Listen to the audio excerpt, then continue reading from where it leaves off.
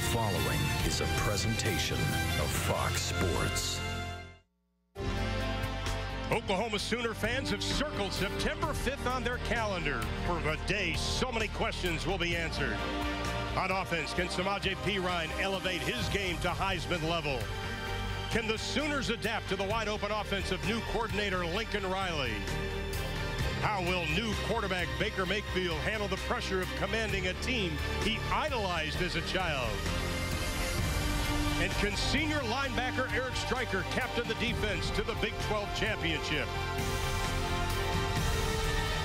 Those questions and more to be answered tonight as the Sooners open their 2015 season against the Akron Zips on Fox Sports.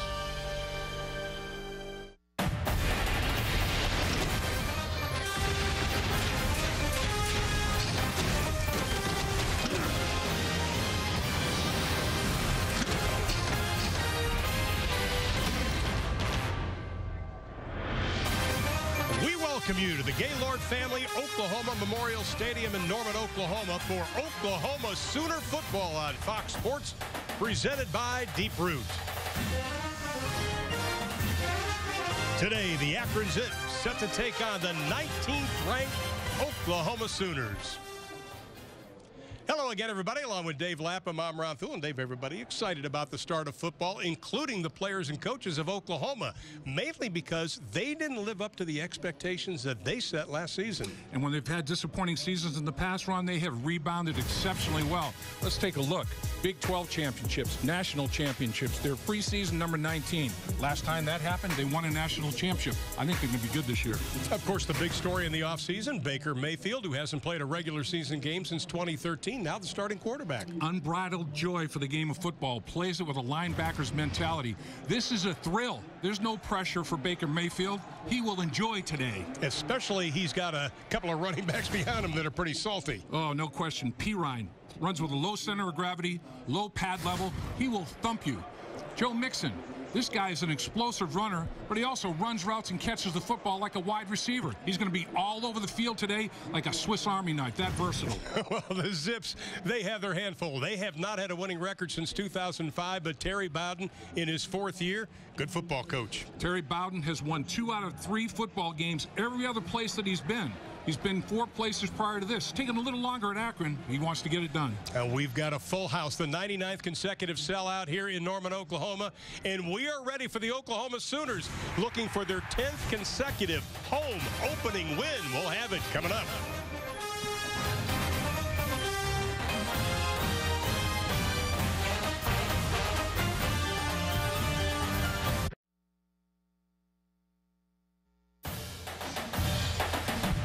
Oklahoma football on Fox Sports is brought to you by Ford. The best deals are happening now only at your Oklahoma Ford dealer.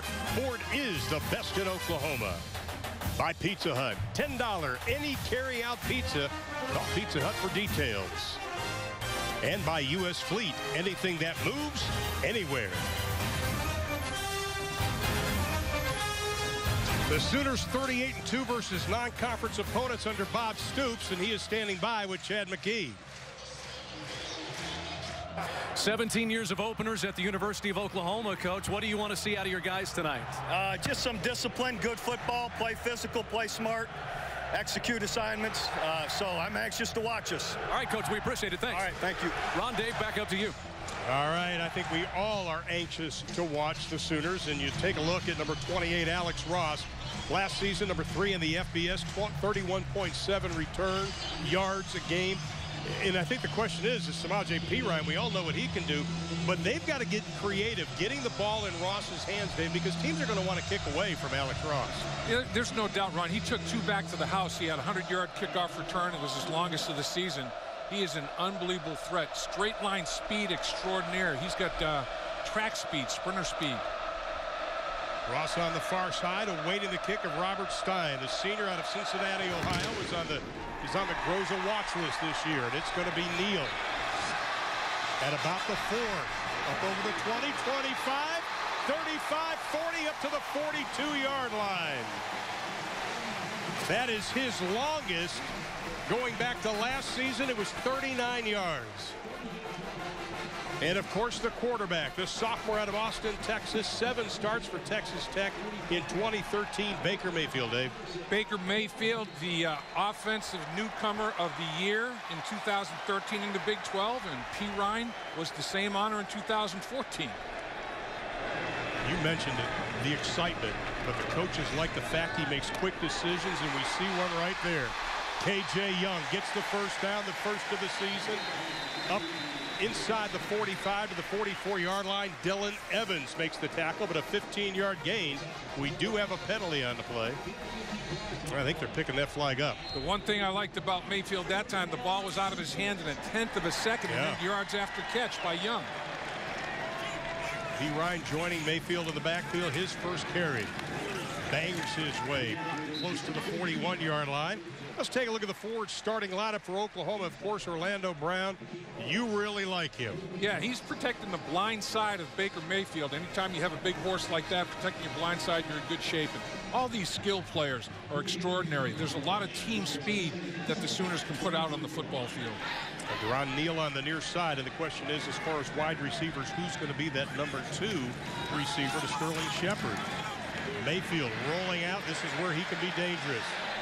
Wisely throws it out of bounds. Now let's take a look at the Zips defense. Pittman, Coe, Grice, Marcus. 3 of the 4 are transfers. Grice, he's kind of the bell cow down there. And the linebackers, Jatavius Brown, we watched him on tape yesterday, Dave. 2-time defensive MVP of the MAC conference, and secondary solid, but the strength of this football team defensively is the front 4. 3rd down and long for the Sooners. We'll call it 7. P. Ryan in the backfield, Meade wide to the left. And we've got a whistle, and it's going to be a motion call against the Sooners. Well, that's number 78, 5-yard penalty. 3rd down. Orlando Brown moving a little bit too early, and that's what Bob Stoops was talking about. Discipline. Avoid penalties. Avoid those kind of things. The sloppiness. Don't want that to creep into this football game. They find themselves in a 3rd and long situation. Barry Bowden likes this. Bowden likes this kind of scenario. Well, the Sooners were 40% on 3rd down last season. They need 12. Mayfield hands it off, and P. Ryan just tripped up at the 50-yard line. He's going to lose 3. Jamal Marcus does a nice job. The junior out of Durham, North Carolina, one of the transfers we were talking about, number 34. He transferred from Ohio State and actually played in the Orange Bowl in 2014. Lincoln Riley recruited him to East Carolina. He knows all about him. Kid's a good football player. Lincoln Riley wanted him. Austin Seibert, the freshman, he's punting and kicking field goals, and he gets a boomer. It was touched, but it gets into the end zone. The punt carried 50 yards, his first collegiate punt. The Zips will take over on their own 20-yard line. That young man has got a heck of a leg. He does. He just needs to be a little bit more sound with the directional kick right there. You know, maybe try to angle it toward the sideline a little bit more. Not enough reverse spin when the ball hit the turf, bounding into the end zone instead of bouncing backwards. Well, Akron was not going to name their starting quarterback until right now, and it goes to Trayvon Chapman. Very athletic player, originally signed with Pitt. He challenged Kyle Pohl, who was a 2-year starter. They like Chapman because he can run. He's got a lot of versatility running the football. Joined in the backfield with Connor Hundley. They call themselves a hurry-up offense. Let's see if that happens. Hundley, right side. They want to run the ball more. Dominique Alexander on the stop. Let's take a look at the offense. First of all, for the Zips, Dylan Brumbaugh is the guy, Ron, the best guy up front. And the running back Connor Hundley had 148 yards last season versus Pitt on 19 carries, his only 100-yard game all of last season. Good first down play, though, if you're the Zips. They want to establish the run this season. Even though they like throwing the ball, Sooners show pressure. Chapman's going down. May picked up about a half a yard. Eric Stryker was blitzing in from the far side. And speaking of Stryker, he heads the defense. A lot of good football players on the Oklahoma front 7. Tapper's going to have a big year. Evans and Alexander do a great job at the linebacker position. Shannon's going to get in there on a rotation. And Sanchez, All-American candidate at corner. Such an exciting player. Now it's 3rd down and 6. for the Zips. Last season, only 38% on third down. They need 6. Chapman, his first pass, wide open, throws behind his intended receiver, Jerome Lane. Jerome Lane, this is the first time he has played wide receiver since high school. This is cover 2, safety over the top. Tried to go back shoulder because quarterback Chapman saw Hatari Bird coming over the top there in coverage and could have had an interception. So he had to throw back shoulder. Ball falls harmlessly to the ground. Well, Lane was a safety up until this week. Sterling Shepard standing at about the 34-yard line for the Sooners. Zach Ball, the senior, out of Broadview Heights, Ohio, an outstanding punter back for Akron at the 10. Kicking with the win. Shepard calls for the fair catch. He put up the hand, and they're going to mark it down at about the 38-yard line. So the Sooners will have their second possession of the night after the 38-yard kick. We'll return to Norman after this.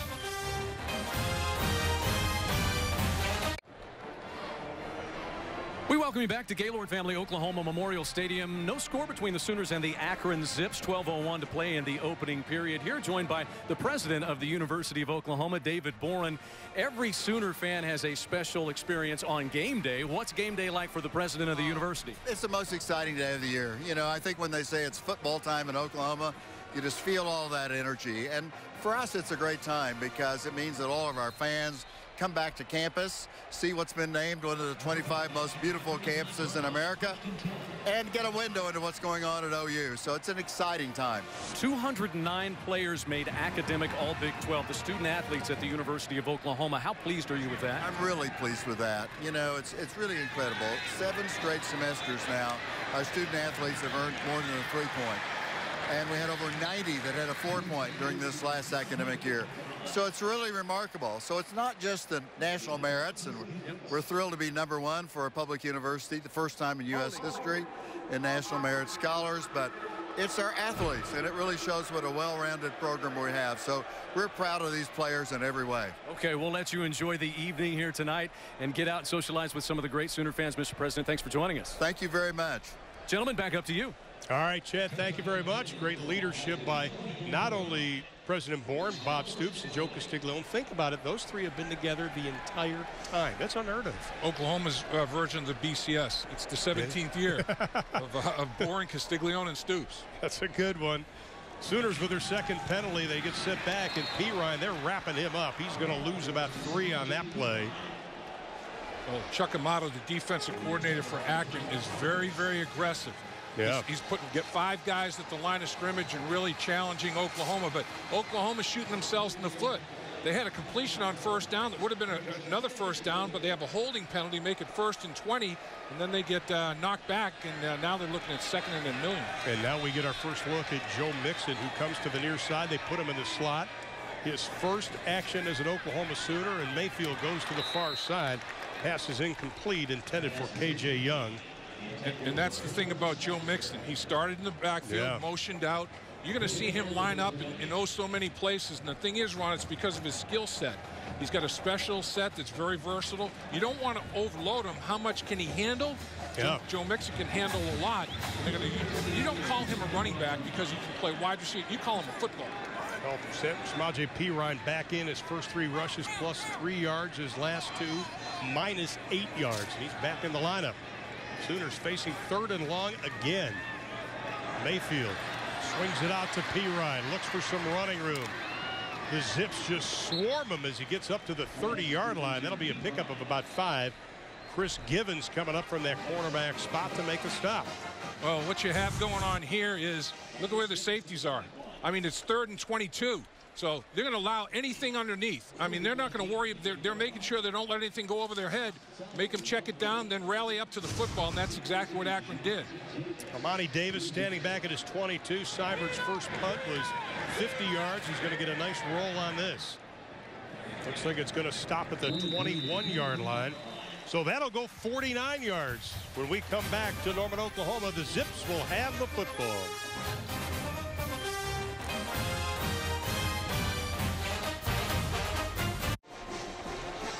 Scoreless in the first quarter, 10:21 left to be played between the Sooners and the Zips in the first. And, of course, we talk about the Bowden family, but we got to mention the Stoops family because Ron Stoops Sr., obviously, he was the man who started it all, very successful at Cardinal Mooney High School in Youngstown, and Ron Stoops now at Youngstown State with Bo Pelini and Bob and Mike and Mark, now the head coach at Kentucky. Definitely football families battling each other in this matchup. A lot of success, a lot of proud generations of football right there. There's Mike Stoops up in the booth for the first time. I mean, he did it in spring instead of being on the sideline, and I asked him what it's like. He goes, well, I get more room to spread out my notes, and I went, baloney. You want to be on the sideline? I didn't buy that. Chapman runs again. And Dominique Alexander right there to wrap him up. Now we talked about the Stoops family tree. How about the Bowden family tree, the winningest family in college football? Over 600 victories, of course. Bobby leading the way there. 377. Wow. Unreal. 2 national titles. Terry had in his mind an unofficial national title. He went undefeated at Auburn, but they were on probation. Won his first 20 games, and there's the brother. Tommy. Oh, excuse me, Jeff. And it's 2nd down and 9 for the Zips. They say they're going to run the same offense with Pohl as they do with Chapman at quarterback, but we don't believe that. Chapman has to tuck it and pull it down. And he's going to be run out of bounds, and they'll mark it at about the 22-yard line again. Dominique Alexander, he's got to be the big play guy. And you take a look at the head coaching families, and of course that's Mac Brown and company, and the Dooleys and the Holtzes. Dooley brothers, and then the Holtz's father, son. So it's pretty impressive. The 5 families of football right there. Funniest, though, are the Holtz father and son. Yeah, Skip's one of my favorite. Of course, Skip played here opening day last season.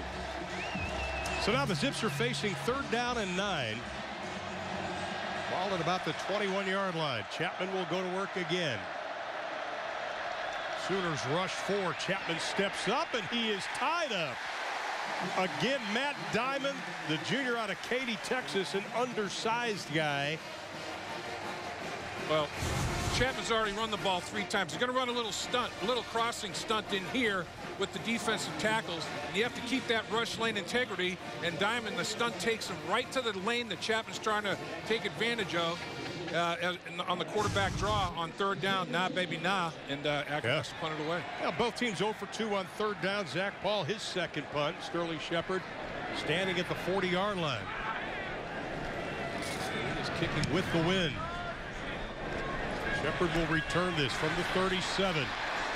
Looks for some type of seam. Penalty flag is thrown as Shepard gets inside the 40 down to the 39-yard line. You're going to have an illegal block in the back on the Sooners, I believe. That's going to negate that return. So it's not just the penalty, it's the yards of the return. It becomes a massive penalty in terms of yards. And this is what Bob Stoops didn't want. Penalties on special teams, offense, defense, no sloppiness. 43 yards on the kick, 23 on the return. During the return, block in the back, number 9 of the receiving team. 10 yards from the spot of the foul. 1st down. Bob Stoops obviously upset about that. Here's the illegal block in the back right there. Pretty obvious. The official's looking right at it. Easy call.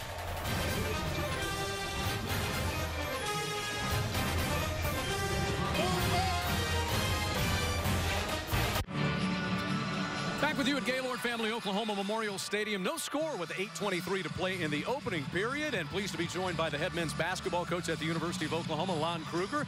Coach, 4 starters returning. Big 12 Player of the Year, Buddy Hield back. Ryan Spangler, Isaiah Cousins. How excited are you about what this team could potentially be? Really, I'm excited because of the experience, because of their attitude about working hard, their attitude toward each other. They've started a lot of Big 12 games together, and you had Jordan in there at the point in his 3rd year with those seniors. It's a fun group to be around every day. What would you like to see refined and maybe the finishing touches for a team like this? We've got to get better across the board. We've got to rebound the ball better. I thought defensively we took a big step last year. We've got to do that again this year. A little better shot selection, perhaps. Shoot it for a little better percentage. Could have 3 Big 12 teams in the top 10 when the season begins. You could be one of them. Iowa State, Kansas. The competitiveness of this conference is as good as any league in the country, isn't it? It is. It has been for the last 2 or 3 years, and this year will be no different. A lot of good players in the league. Other coaches are great. Teams are awfully good. Coach, we appreciate it. Get back over there and enjoy the game. Thank you. Thank you. Season tickets are on sale now for men's and women's basketball. Soonersports.com is the place to go for that, guys. Back to you. Absolutely. I tell you, Lon Kruger's one of my favorite coaches. I've known him for years. Great job. By the way, we just saw Mixon and P. Ryan, and we see him again in the same backfield. Yep. And they're unselfish enough to block well for each other. A little razzle-dazzle. Mixon pitches back to Westbrook, and he is corralled. I tell you what, Chuck Amato's defensive Akron doing a great job. Savon Pittman, the transfer out of Ohio State on the stop, they are really being aggressive Yeah, tonight. they are. They're coming downhill. The game's not too big for them. They feel like they can compete. Look at all the white jerseys. Look at it. P. Ryan was almost tackled before he pitched the ball back to Westbrook. I mean, unbelievable penetration by the Akron Zips. Now the Sooners go with 3 wide receivers to the right. They've had a 3rd and 12. Now they have a 3rd and 16. Yeah. They keep shooting themselves in the foot. Here is Mixon looking for some running room. Gets up over the 25, down to up to the 27-yard line. And the Sooners are going to have to kick it away. And there's Chuck Amato, former head coach at North Carolina State with Phillip Rivers was there. Longtime assistant with Bobby Bowden. Well, and he can still got some hops, too. He coached a lot of NFL linebackers at Florida State. He knows what he's doing. This is the 3rd punt for Austin Seibert. 50 and 49 so far. This one he hangs. Great coverage. Davis is swarmed at the 21-yard line. The punt goes 51 yards, -1 on the return. The Zips will have it on offense when we come back.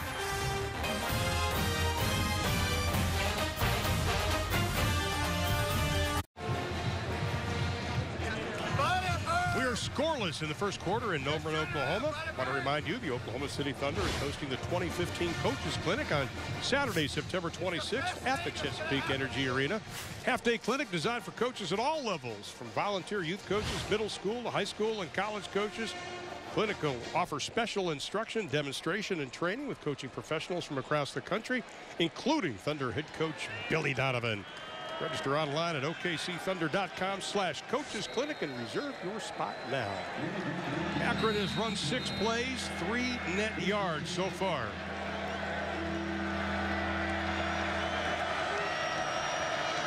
And 1st and 10 on the 22-yard line.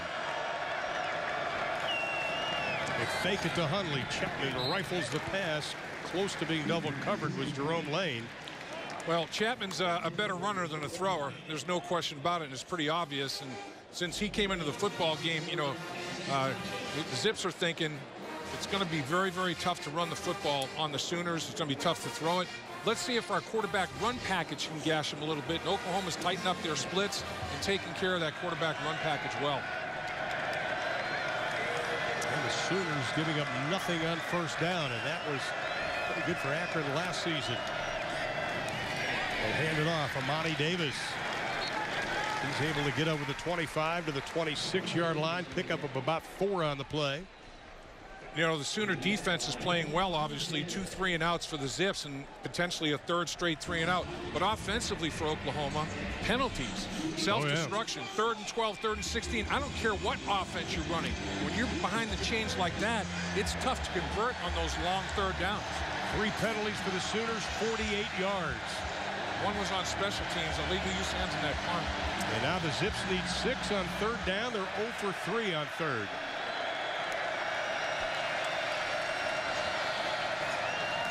Chapman will keep it, and he is going to be stood up. Gets a couple on the play, well short of the 1st down. Devontae Bond, probably the most underrated player on that defense, coming up with a stop. A little bit of a read option. Underneath handoff, fakes it, takes it up the football field. Oklahoma's in the gaps they're supposed to be in. And Bond says the name is Bond. Javonte Bond. This will be the 3rd punt for Zach Paul. Last season, he averaged 42.5 yards a kick, and Shepard had a nice return of 23 yards on the last punt. Penalty flag is thrown. They'll do it again. Yep. But Shepard's last return nullified by a penalty, as Dave mentioned. Little early movement for the Zips. Prior to the snap, false start, offense, number 1, 5-yard penalty, remains 4th down.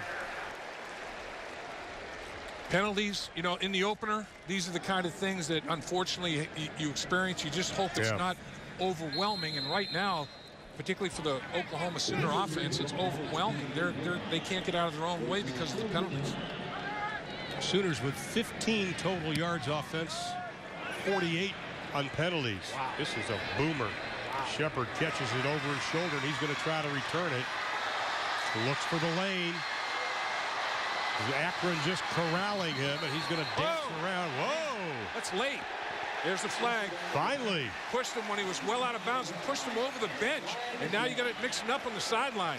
Shepard obviously is a valuable guy. Teammates don't want to see late hits on Shepard. And he went over the bench. You know, outkicked the coverage a little bit. Shepard did a great job of fielding the punt, first of all, over his shoulder. Returns it 5 yards out of bounds. I mean, you have to have some idea where you are in the field of play. That's brutal. After the play, personal foul. Late hit out of bounds, number 27, defense. 15-yard penalty, first down. I think it was number 88, Buddenberg. It's the guy that pushed Shepard over the bench.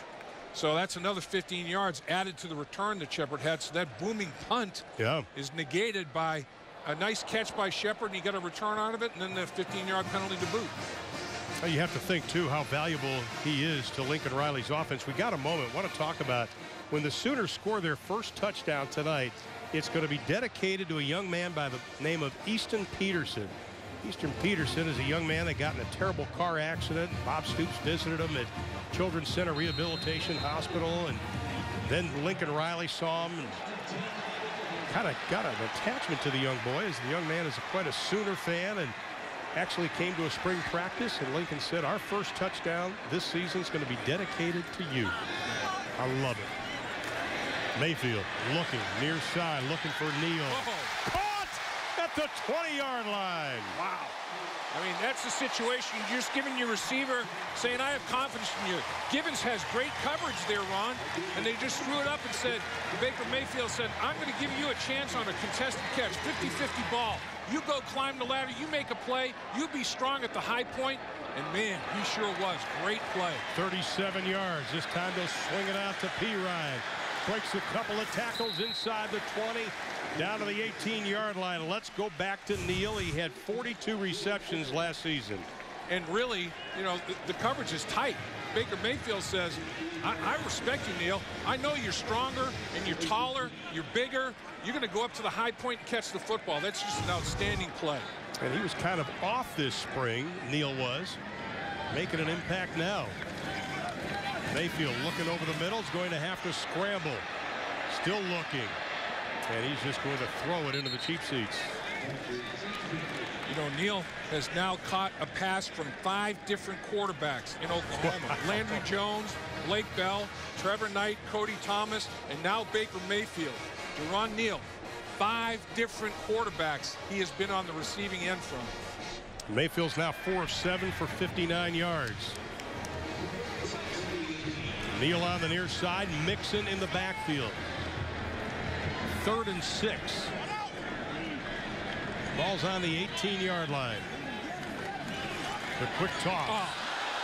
In and out of the hands of Mixon. Boy, that's something you're not going to see a whole lot, because we watched him in practice on Thursday. This young man's got some meat hooks. He really does. I mean, in my opinion, it looked like he had the best hands on the football team. Baker Mayfield put it right there for him, and Joe Mixon didn't look it in. He dropped the football. High percentage of the time he's going to make that catch, but he didn't there. And they, again, Ron, they motioned him out of the backfield, put him in the slot, and even though you have a back in the game, it's a 5-receiver set spreading the field. Well, here's Austin Seibert at 35-yard field goal attempt, his first in a Sooner uniform. And Boffin the holder. Piece of cake. So the Sooners finally get on the board courtesy of the Mayfield to Deron Neal pass. Yeah, that was definitely flipping field position right there. Just a wide receiver going up and making a very, very good athletic play. No question about that. Well, we'd like to welcome all of you that are watching on pay-per-view. And, of course, we want to also tell you more about Sooner Sports TV. Right The end zone, touchdown! Get the best of Sooner sports all in one place. Exclusive access to your teams. New programming taking you closer to the action than ever before. The biggest plays, the biggest moments. Your Sooners, your sports, your way. Available on your laptop, tablet, and phone. Get premium video first with Soonersports.tv. Join the .TV Club. Log on to Soonersports.tv today to start your subscription. All right, let's take a look at the scoring drive brought to you by Ford. 5 plays, 54 yards, took 60 ticks of the clock. Ron, the Sooners got into the red zone. They took a snap in the red zone, so that qualifies as a red zone opportunity where you don't score a touchdown. You have to settle for a field goal. They want to finish drives when they get in the red zone, does Lincoln Riley and his offensive troops. Mayfield was 2 of 4 for 39 yards on that drive, so that was pretty good. Nick Hodgson set to kick it away. The kickoff specialist, one of the best in the country, kicking with the wind. That'll be about 5 yards deep. Van Edwards. Great job by the special teams tonight for the Sooners. Yeah, their team speed is obvious. This is where you see the team speed differential when you're covering kicks and running in space. And good hang time. Got it into the end zone. And it's returned. The tackles made inside the 20. You're putting the Akron Zips on a long field whose offense is struggling. And the Akron Zips come in. They were picked second in the MAC East this year behind Bowling Green.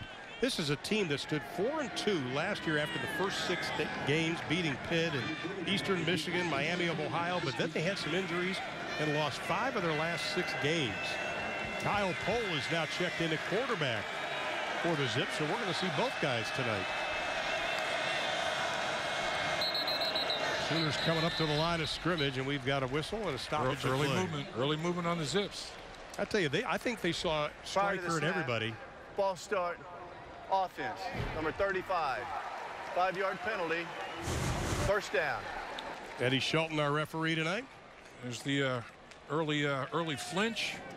Oops, can't do that. You gotta wait till the ball snapped. You can't move once you get in that 3-point stance.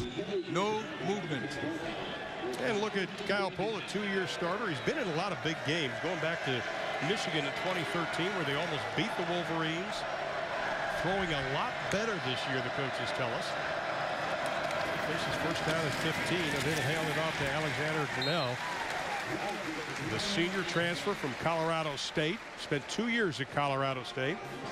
Over 1,000 yards rushing in that time, and that's a great Oklahoma fan there, isn't it? That is He's got the game face on. No question. That's a Norman Rockwell portrait of a Sooner fan right there. Isn't it?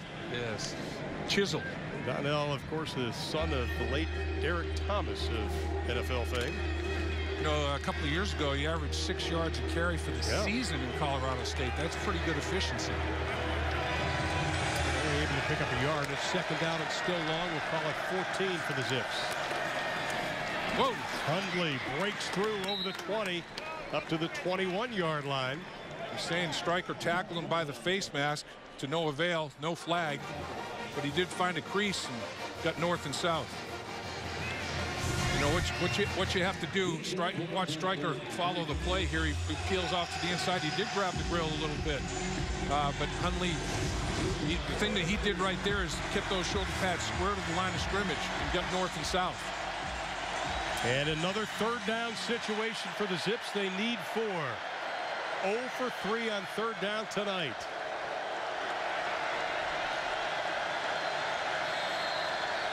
Timeout. Timeout. Well, the crowd got loud. Akron. First charge timeout of the half. Pohl's not happy. 30-second timeout. Pohl yelling at his teammates. Looked like maybe somebody lined up in the wrong formation. They were running out of time trying to make a correction, and Pohl still looking at some of his teammates in a little bit of disgust. You know, we were just talking about Eric Stryker a minute ago, the senior out of Seffner, Florida, and we had a chance to talk to him and asked him, why did he come back for another year at Oklahoma? I came back because I don't want to go out like 8-5. You know, that's not me personally.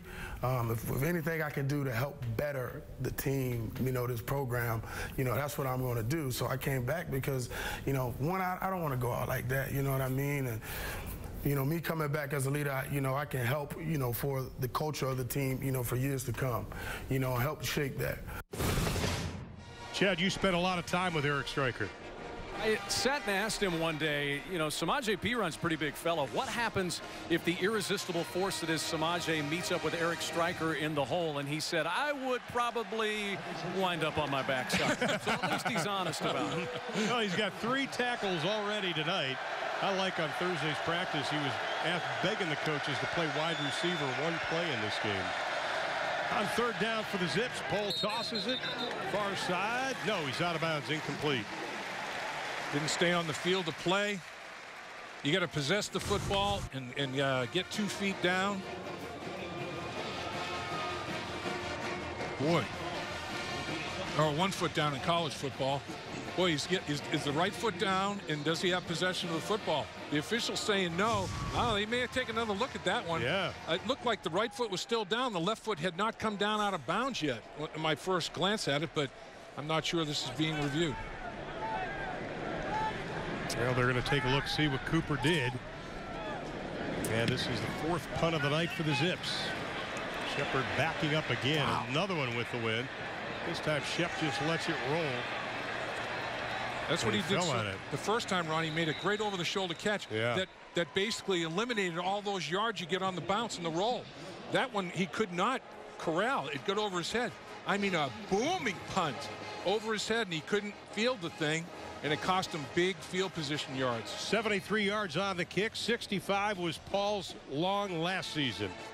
Now time for our OU player to watch, presented by American Energy Partners. Well, we've already seen Joe Mixon line up in multiple spots at the running back position, at the wide receiver position, and he's going to be a valuable weapon to Lincoln Riley. But in our defensive player, Jatavis Brown, 2-time defensive MVP in the Mid-American Conference. Now the Sooners are backed up. Ball spotted at the 6-yard lines. Perine in the backfield, and they'll give it to him. Boy, I tell you, Akron just stuffing the run. And this time it's Cody Grice, the senior out of Akron, Ohio, on the Lombardi watch list this season. This is a try-hard guy. 5'11", 275, 280 pounds. He gets under your pads. He plays with a low pad level because of his height. Also might see him a little fullback in short yardage situation. Mayfield rifle in the pass, incomplete, far side. Another drop. Meade had it in his hands. Had a good spring. They're expecting Jeffrey Meade to do a good job this year. He just runs a simple out. He gets separation. The ball hits him right in the hands, and he drops it. Not Mayfield's fault. No, I mean, Oklahoma is just not in sync right now. This time they're suffering from bad field position, but penalties in field position have definitely really hurt the offense. Well, Mayfield has missed his last 3 passes. He's now 4 of 9. Keeps it. Looking for some type of running room. Gets a little breathing room up to about the 11-yard line. Cody Grice again on the tackle. And when we were watching Grice on tape, the word that kept coming into my mind is intense. This young man plays with a passion. Yeah, and I think his NFL opportunity is not going to be at nose tackle. It's going to be a fullback type scenario, and I wouldn't be surprised to see him carry the ball out in the field to play. He scored 4 touchdowns last year as a short yardage goal line runner. They may let him run it even in different situations than that. Got an illegal false start, early movement on the Sooners. Well, Seibert's kick. This is his 4th. Snap. False start. Offense. Number 7. 5-yard penalty. 4th down. This is getting almost ridiculous. Both teams very, very sloppy. It's the one thing that Coach Stoops and both coordinators wanted to see was, the team handle things from a discipline standpoint, not play sloppy football.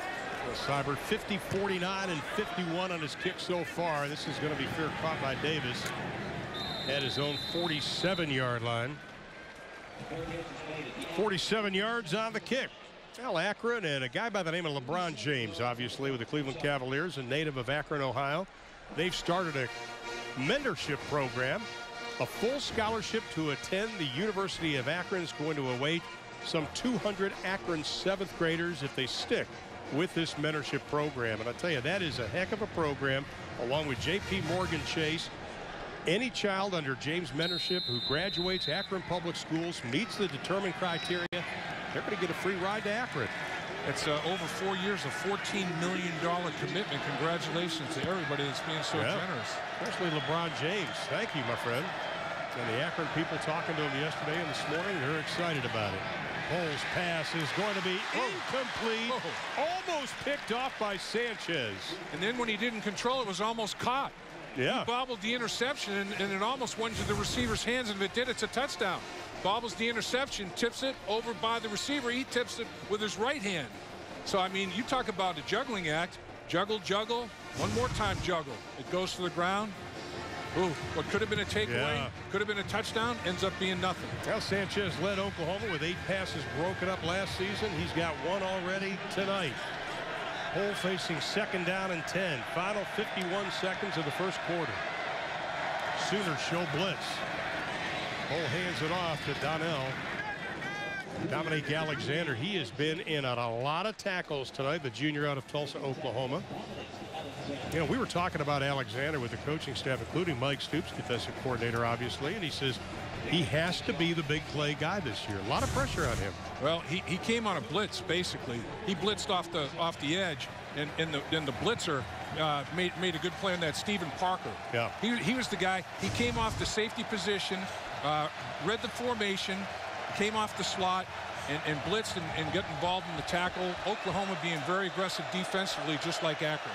First time in Oklahoma territory for the Zips, facing 3rd down and 4. Pohl looks, pressure backside, far sideline, caught inside the 25-yard line to Lane. Making his first start as a wide receiver, the safety turned receiver with the catch. Great throw by Pohl. Nice route by Lane. Lane is 6'3", 225 pounds, and he can run in the 4.5s. Looked like Sanchez maybe bit on a double move. And Lane beat the best cornerback that Oklahoma has on the football field. They're looking for big plays from him, a pure athlete. Well, the play covered 48 yards, and that'll be the final play of the first quarter. So the Sooners only able to manage a field goal. Akron is threatening as we end quarter number 1 in Norman.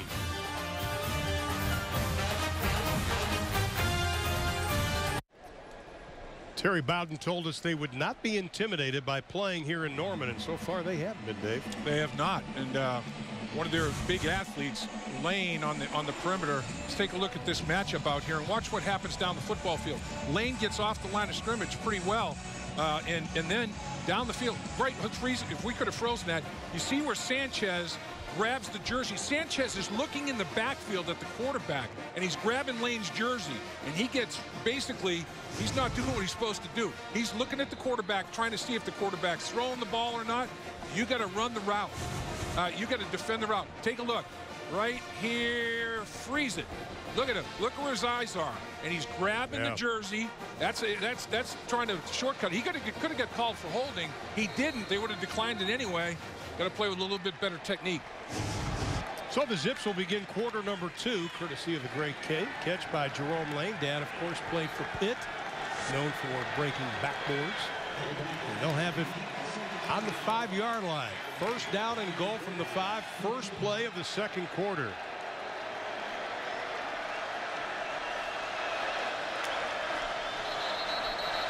Early movement. And we talked about Grice playing a little fullback from his defensive line position. That's where he is now. Delay game. Offense. 5-yard penalty. Boy, that was a quick clock. Yeah. That was a quick clock. Akron can't really believe that. And Grice, instead of short yardage goal line, he was out there on first down from outside the 5-yard line. So Coach Bowden is just expanding his role a little bit. He jogs off the field here. Now it's first and goal from the 10-yard line. It's a little bit tougher to score from the 10. Pohl stays in at quarterback, in case you just joined us and you're an Akron fan. Chapman started, and Pohl's going to burn the second time out of the half. Second charge timeout of the half. And with that, we'll step aside. Yet to play here in quarter number 2. Sooners lead it by a field goal.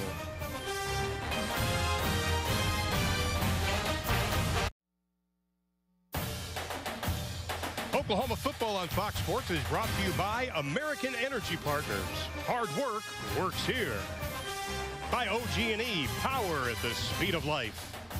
And by Patriot Ford, I-35, exit 95 in Purcell.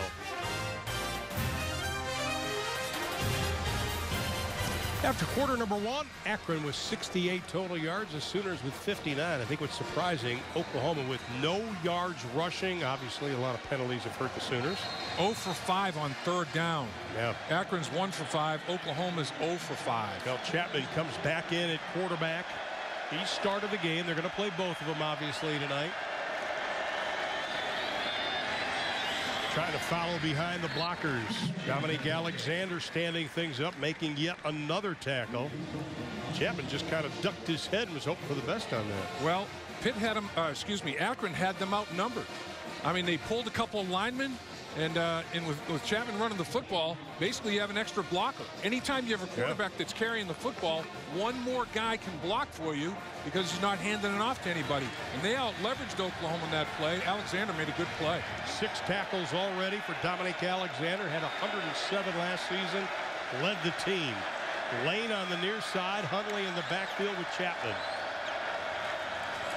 Chapman looks, crossing pattern, rush from behind. Sooners are converging, and he's going down. Alexander again. Stryker had him and missed him. Stryker came on the blind side and missed Chapman. Chapman must have had eyes in the back of the head because he felt Stryker and could not get away. But watch Stryker come off the edge here, and he's gonna miss. Here he comes, ducks the shoulder, misses, grabs, misses, but Alexander finishes it. Chapman just can't outrun the defensive speed of the Sooners. Remember, Akron had it on the 5-yard line. Penalties pushed it back. Now it's third down and goal from the 9-yard line. Chapman looks, tucks, runs right up the middle. Sooners stop him at about the 4-yard line. Design quarterback draw. He never even looked at the receiver. All he did was tuck the direct snap and look for a hole to open up. And good play by Oklahoma to keep him out of the end zone, but Akron can tie it up here. Gordon Evans on the stop. Evans, the junior out of right here in Norman, Oklahoma. And coach is telling us he's gotten better, probably because Frank Shannon's back also. Well, it's interesting. They definitely have one quarterback throws it, one quarterback runs it. Yeah. They've each got their role, and that's the way it's going to be. Foster the holder. Robert Stein will be the kicker, and the left footer trying to tie things up, but he doesn't. Wow. Wow. Stein last year converted 81.3% of his field goals, 13 for 16, 25th in the nation, converting over 81%. A big miss right there. He was their leading scorer last season. Akron fans cannot believe it because Stein has been automatic. So the Sooners hold the lead 3-0, and they will have the football when we come back. A joint off the upright.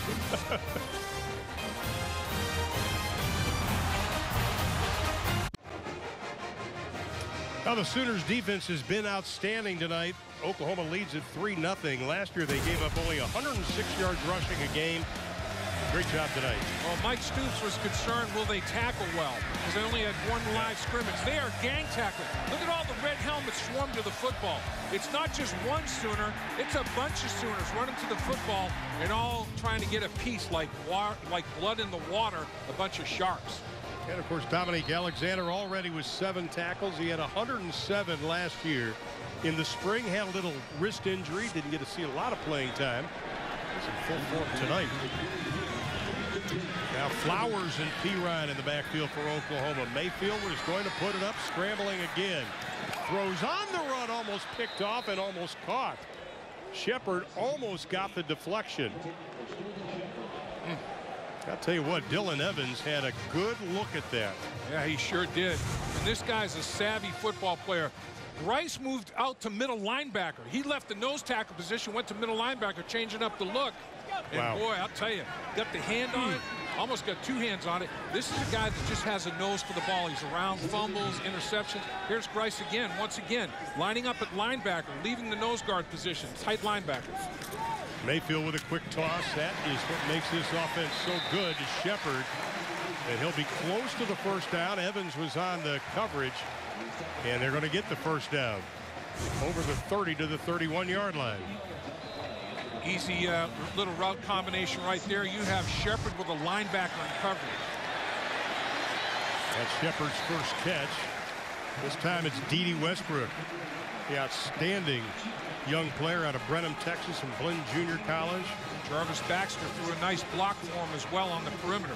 And the Sooners have picked up the pace. Second down and short. Mayfield fakes, looks, and he is going to be dropped back at the 36-yard line. That'll be a loss of 3. Jatavius Brown, he had 4 sacks last season. Well, this one, Baker Mayfield was not decisive. I don't know if he didn't have anywhere to go with the football. He was patting that ball. He wanted to get rid of it, but he had nowhere to go with it. Didn't want to put his team in jeopardy by turning it over.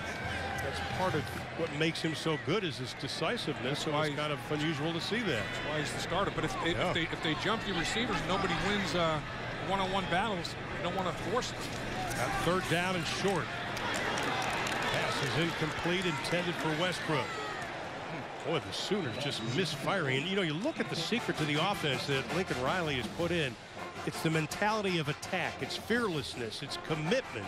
It's all of that. And I tell you, they're just kind of off base tonight as they're 0 for 6 on third down this evening. What it is rhythm, and they got none tonight. You know, repetition breeds comfort level and gets you into a rhythm. And they felt like they come out in a much better rhythm tonight. They're not. Well, if there's been one bright spot, it's been the punting of Austin Seibert. He backs up Amani Davis again at the 10, and he's going to have to fair catch it. So another plus 50 punt for the freshman. 54 yards. The Zips have it. 3-0 Sooners on top of the Akron Zips. 11:25 to play in the opening half. We welcome you back to Gaylord Family Oklahoma Memorial Stadium. Sooner women's basketball coach Sherry Cole, kind enough to spend a couple of moments with us. 2016 Women's Basketball Hall of Famer. How does that feel? Surreal. Yeah, I'm going to go ahead and take it. I don't feel quite old enough, but I'm going to go ahead and take it. I don't blame you, but congratulations on that. So many players coming back. Gabby Ortiz, your point guard, had a chance to win a gold medal with the United States under-19 women's team this past summer. What was that experience like for her? I'm super proud of her, the way she represented our institution, our program. And she has come back with an edge. Gabby always had an edge, but it's a little bit different now. Her expectations of herself and for those around her are extremely high, and we're excited about that. She's a gold medalist now. That's a little bit different. You've got Gabby, Joya Carter, Peyton Little, Kaylin Williams, so many. In fact, just one new player on the roster. How excited are you about the upcoming season? Well, they're all older, wiser, more confident, better together, and I thought we were pretty good together last year for being so young. So I'm really looking forward to the potential of this team. You like that up-tempo the football team went to a minute ago, didn't you? I sure did. I want a little bit more of that. Reminds me of basketball. Yeah, we'll let you get back over there and pay attention to that, Coach. Congratulations again, and thanks for joining us. Thank you, Chad. Men's and women's basketball season tickets are on sale at Soonersports.com. Guys, back up to you. I tell you what, having covered women's basketball for the Big 12 Conference, it's all the time I've spent with Sherry Cole, Jan, her assistant, and that team. Well-deserved Hall of Fame honor. She's exactly right. She doesn't look old enough to be a Hall of Famer. She looks like a kid. But I still covered her when she played high school or college basketball. So that, you know. We're not kids, Ron. No, I know. Only 153 yards total offense between these two teams, and the Zips on third down. Again, cannot get success. Has to throw it away, trying to set up a screen, but the pressure is so extensive, he has to just put it in the ground. Walker with a tremendous push. Tremendous push from the defensive tackle position. Watch Walker right here get up the football field and disrupt that three-technique defensive tackle. Ooh, baby. I mean, you have to at least keep him out for a count of 1,000, 1,002, let the screen develop. Charles Walker said, no, I'm going to blow up the football field and blow up the play. And I think if you're the Oklahoma defensive coach, you seeing Walker do that is a good sign. Paul's fifth punt. Last one was 70-plus yards. Shepard at the 41-yard line. He's got a little bit of running room. Penalty flag comes in. Cuts to the right. He's got a lot of running room. Inside the 20-yard line, knocked out of bounds, but a flag back at the 50. Coming back. He already had a 23-yard return called back because of a penalty. Well, this one's a hold. This isn't a legal block in the back. This is a hold. And unfortunately, it's all for naught. And it's not just the 10-yard penalty. It's the 40-yard return. It's a penalty of a half a football field.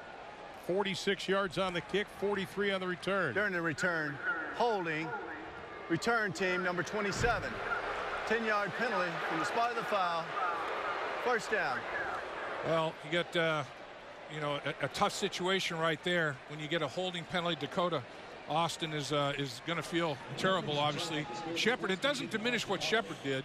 He made a great read. He changed direction. All for naught. 5th penalty against the Sooners. That's what they averaged per game all of last season.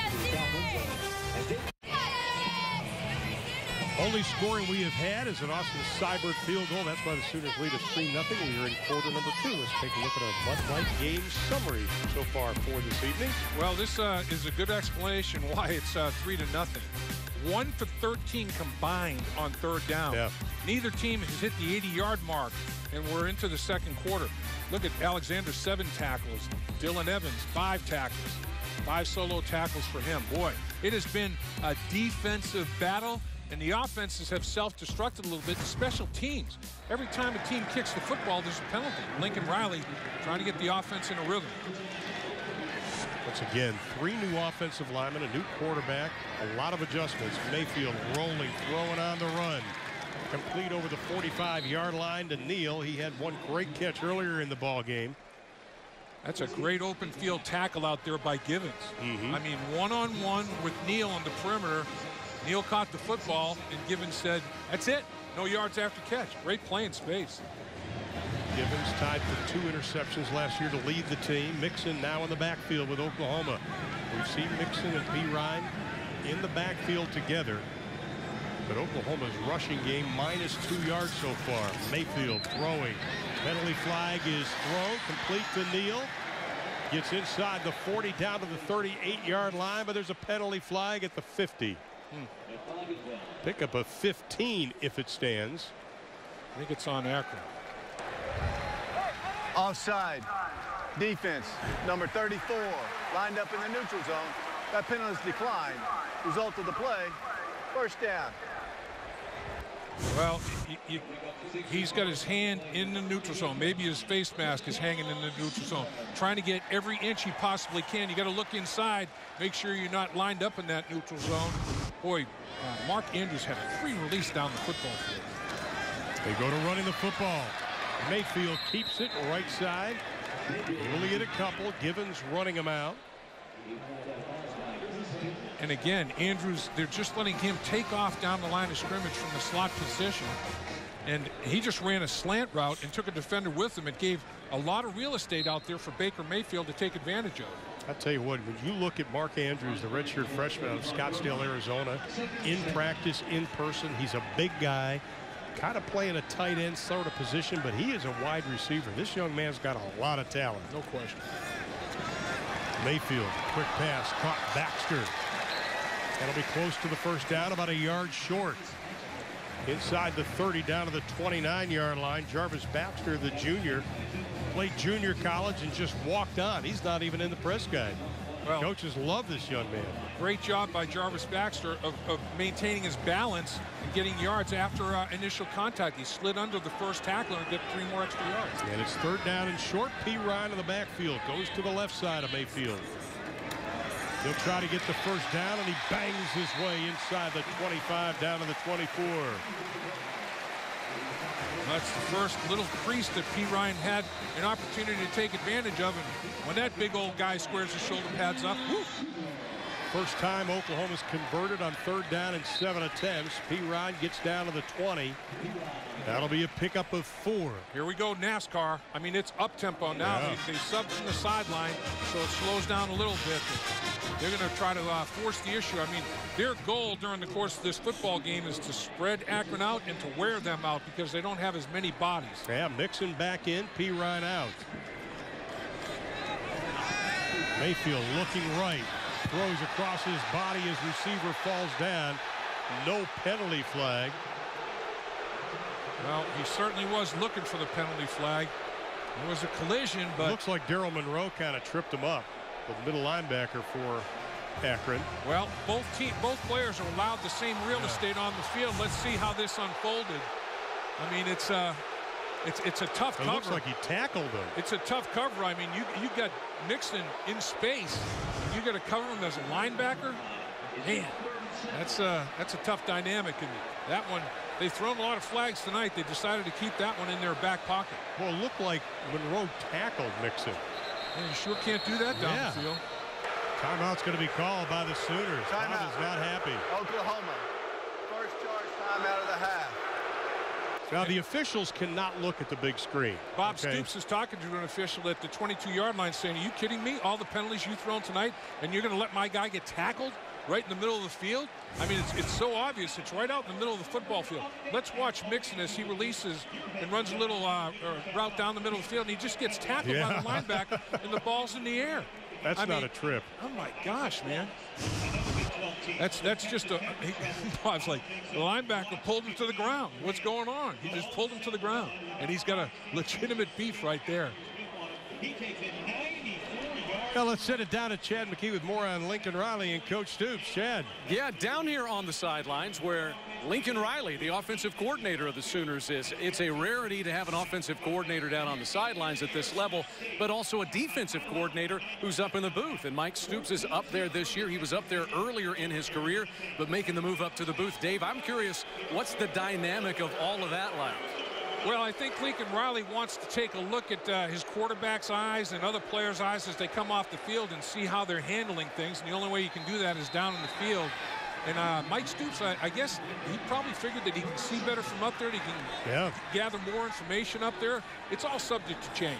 8th play of the drive. Started on the 40. Mayfield dumps it off to Andrews, the big tight end, and he'll get the first down. Speaking of Lincoln Riley, want to wish him a happy 32nd birthday. The pride of Muleshoe, Texas. You like that? Now, he is a kid. But that is a very, very intelligent football coach. I'll tell you what, I got a trivia question. Who else is from Muleshoe, Texas? Who? Lee Horsley. Played in the TV series Matt Houston. How about that? I don't think I ever see it. You're as old as me. Come on. Mixon back in the lineup. 1st and 10 for the Sooners. Mayfield into the flat, complete inside the 5 to Duron Neal. That'll be his 4th catch of the evening. Neal doing a nice job. Watch him plant his foot and get it out of that cut. You get separation by planting your foot, sinking your hips, and getting that in and out of a cut. He ran the good route. The ball was in the air before he even started his cut. Good rhythm and timing on that one. Now we see Daniel Brooks joining Joe Mixon in the backfield on the 10th play of this drive. Brooks showed us a lot in the spring game. 2nd and short. Mayfield keeps it, looks for the sideline, gets to the 5-yard line. He's going to lose about 3. Jatavius Brown was in pursuit. Jatavius Brown can outrun Baker Mayfield in a 40-yard dash. Watch Jatavius Brown close on this and just takes him to the curve.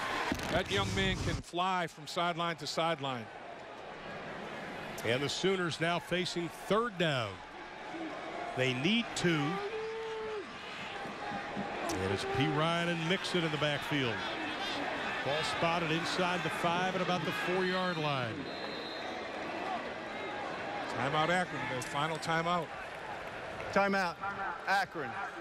3rd and final charge timeout of the half. Every Wednesday on Fox Sports Oklahoma, get inside the huddle with Sooner Playbook. Expert analysis from Sooners that played the game. Sooner Playbook is the perfect midweek football fix. That's every Wednesday.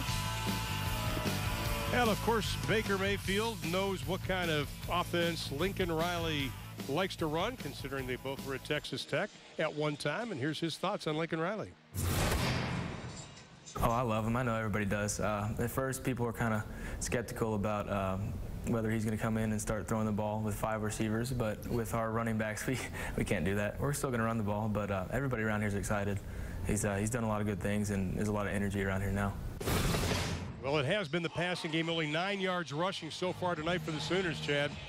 Yeah, and we've talked so much about the air raid offense, and Dave, I know you've spent some time with the offensive line coach, Bill Bedenbaugh. You know, you think about the epicenter of the air raid offense. It almost dates back to 1991 in Iowa Wesleyan. Right. Bill Bedenbaugh was the center there. Dana Holgerson was a wide receiver. Hal Mumme was the head coach. Mike Leach was an assistant coach. That's really where it all began, isn't it? It is. Mike Leach was the offensive line coach for center Bill Bedenbaugh down there. So, yeah, he's at the very root of that tree, in that growing tree. But he's not, Bill Bedenbaugh right now isn't happy because his offensive line, they're not doing a good enough job in the run game. 9 yards right. And Akron's not loading the box up to stop the run. They're stopping the run with 6 in the box. And Bill Bedenbaugh, he's not going to be happy about it. I'm sure they'll be peeling paint at halftime, getting after the guys. This is the 11th play of the drive. That was Coach Bedenbaugh is back to us a moment ago. 3rd down for the Sooners.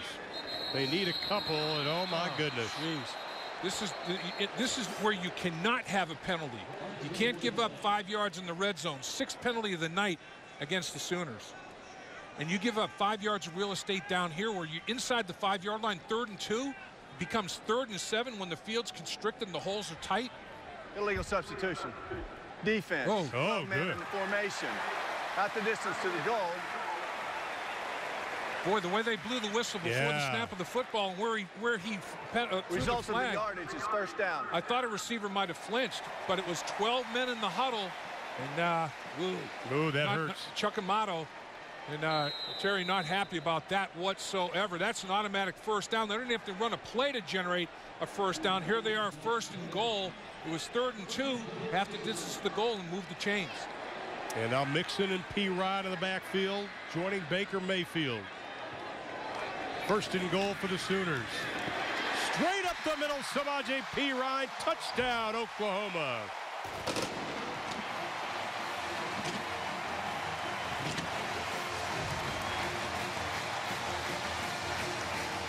21 rushing touchdowns last year for P. Ryan, his first of 2015 tonight. They had 40 rushing touchdowns as a team, and P. Ryan had over half of them. That's amazing. And he went in untouched. He scores in touch football. Nobody laid a fingernail on him. They had a little cross-buck action between Mixon and P. Ryan, and it worked perfectly. Austin Seibert with the extra point is good. He's got 4 points tonight.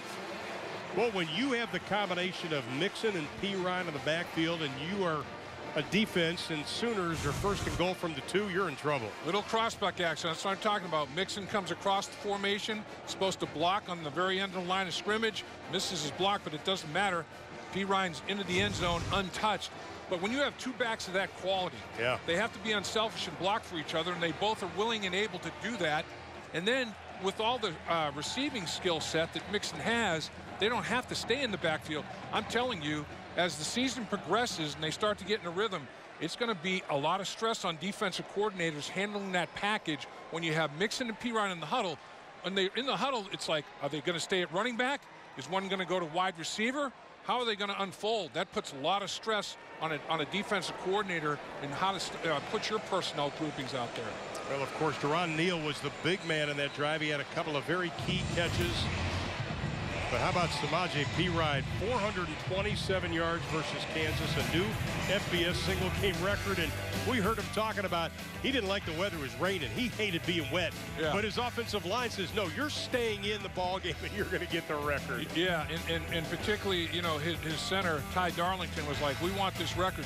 But this kid now, over 1,700 yards rushing, average 6.5 yards per rush, 21 touchdowns. Man, it's Shevitz. That's real stuff. You look at him now and watching him in practice on Thursday, and I was talking to Bob Stoops about it, and I said, he looks stronger and faster this year. And he goes, he is. That's scary. There's Van Edwards. He's going to let it go over his head. And Akron will have the football at the 20 with 5:32 left in the half. Let's take a look at the last drive. And Mayfield did a nice job reading his receivers. Yeah, and he distributed the ball, get it out to Andrews, gets it on the perimeter to Neal, so he hits the ball down the middle, then to the perimeter, and then P. Ryan finishes it off up the gut. So when you're running this offense at quarterback, you're a point guard, just trying to distribute the ball to as many weapons as you can, as quickly as you possibly can, and try to stress that defense. Well, the Sooners that were struggling offensively now have 134 total yards to 77 for Akron. And they continue the musical chairs with quarterbacks as Trayvon Chapman comes back in out of Kent, Ohio, and Ashland Roosevelt High School. First and 10 from the 20. They give it to Hundley. Hundley out of Hamilton, Ohio. You're pretty familiar with him. Yeah, Xavier High School? He went to St. X High School, which is in the GCL North, a very, very good conference. Moeller High School is in that same conference. Well, he got yanked down by the shoulder pad there. Hundley almost broke that figure, and you can see, but they grabbed that shoulder pad and pulled that jersey and kind of, you know, made it a little bit uncomfortable for him. Well, was able to pick up 5. Good chunk of yardage on first down. Disheveled look. Yeah, really. Kind of like that in football player. Chapman keeps it. Scampers got the first down, close to the 40-yard line, and that's what we're marking before Ahmad Thomas brings him down from that strong safety spot. He picked up 10 on the play. Have to stay in your gaps. That time the defense responded to Hundley too much. Chapman put it in Hundley's belly and took it out, and he had a zone read, and he just read the backside defensive end who collapsed going after Hundley, and he was out the door behind him. And the Sooner defense has done such a great job against the rush tonight. Good chunk of change there by Chapman with 4:30 to play in the half. They stack receivers on the top of your screen. Chapman goes to one of them, incomplete. Intended for Amani Davis, but the Sooners good defense on that far side by Thomas. Thomas is light years better than he was as a true freshman. His feet were poor. He was guessing on routes. He's playing very square this year. He's playing with a lot more confidence, and he got picked on last year because nobody wanted to attack Sanchez, and they went after the true freshman, and he had on-the-job training. Some of it was painful, but he is light years improved. I'll tell you, just from spring, coaches were telling us how much he's improved too. I mean, he's finally getting it. Once again, he's just a sophomore out of Klein, Texas. Chapman looks, throws. Not sure who he's throwing to. Maybe Coach Bowden. Okay, we'll go Andrew Pratt. Andrew Pratt, another Cincinnati high school player, played at Lebanon High School and had himself a good career there. Chapman now 0 for 4 throwing the football, and they're facing 3rd down and 10. And tonight they're just 1 of 7 on 3rd down. Yeah, neither team lighting it up on 3rd down. Pirine on the run before the touchdown, that was the 3rd down conversion due to penalty was one of the first ones of the evening.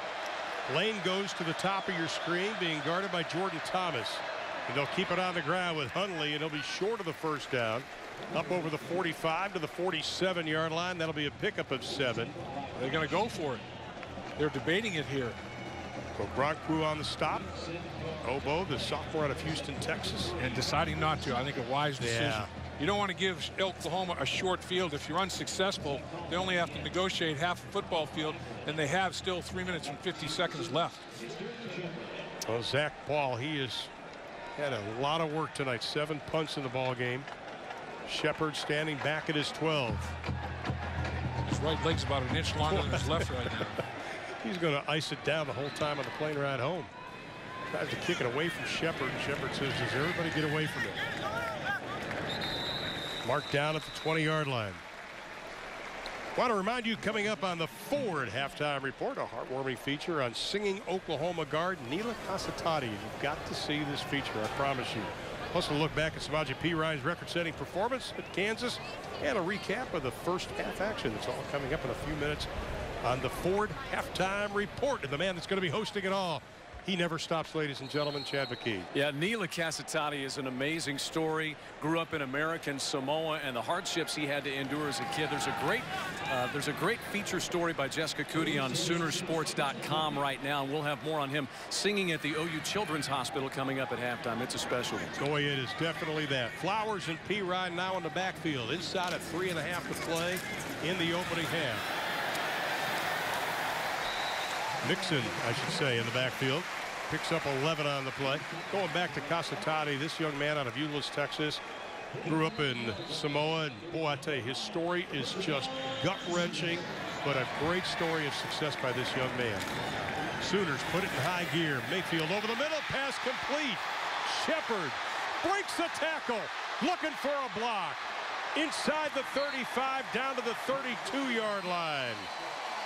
Sterling Shepard 38 yards on the reception, his second catch of the night. Well, you had a case where Mixon pounded him in the running game for 11 yards. Then they got the one-on-one coverage on Shepard they were looking for and abused it. Mixon bangs his way inside the 30 down to about the 29-yard line. Here it is again. Nice route.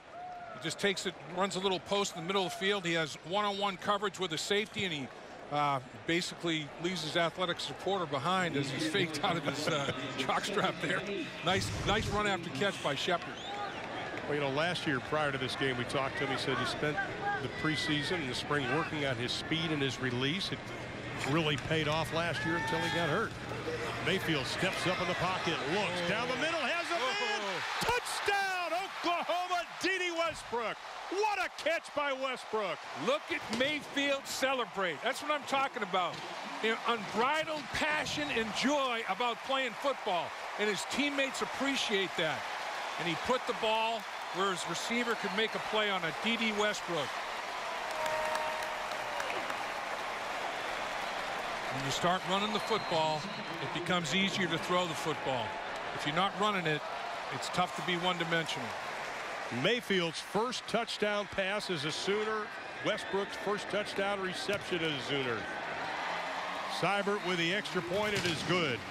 You look at Westbrook, he's got great ball skills, but it starts up front, Dave. It does.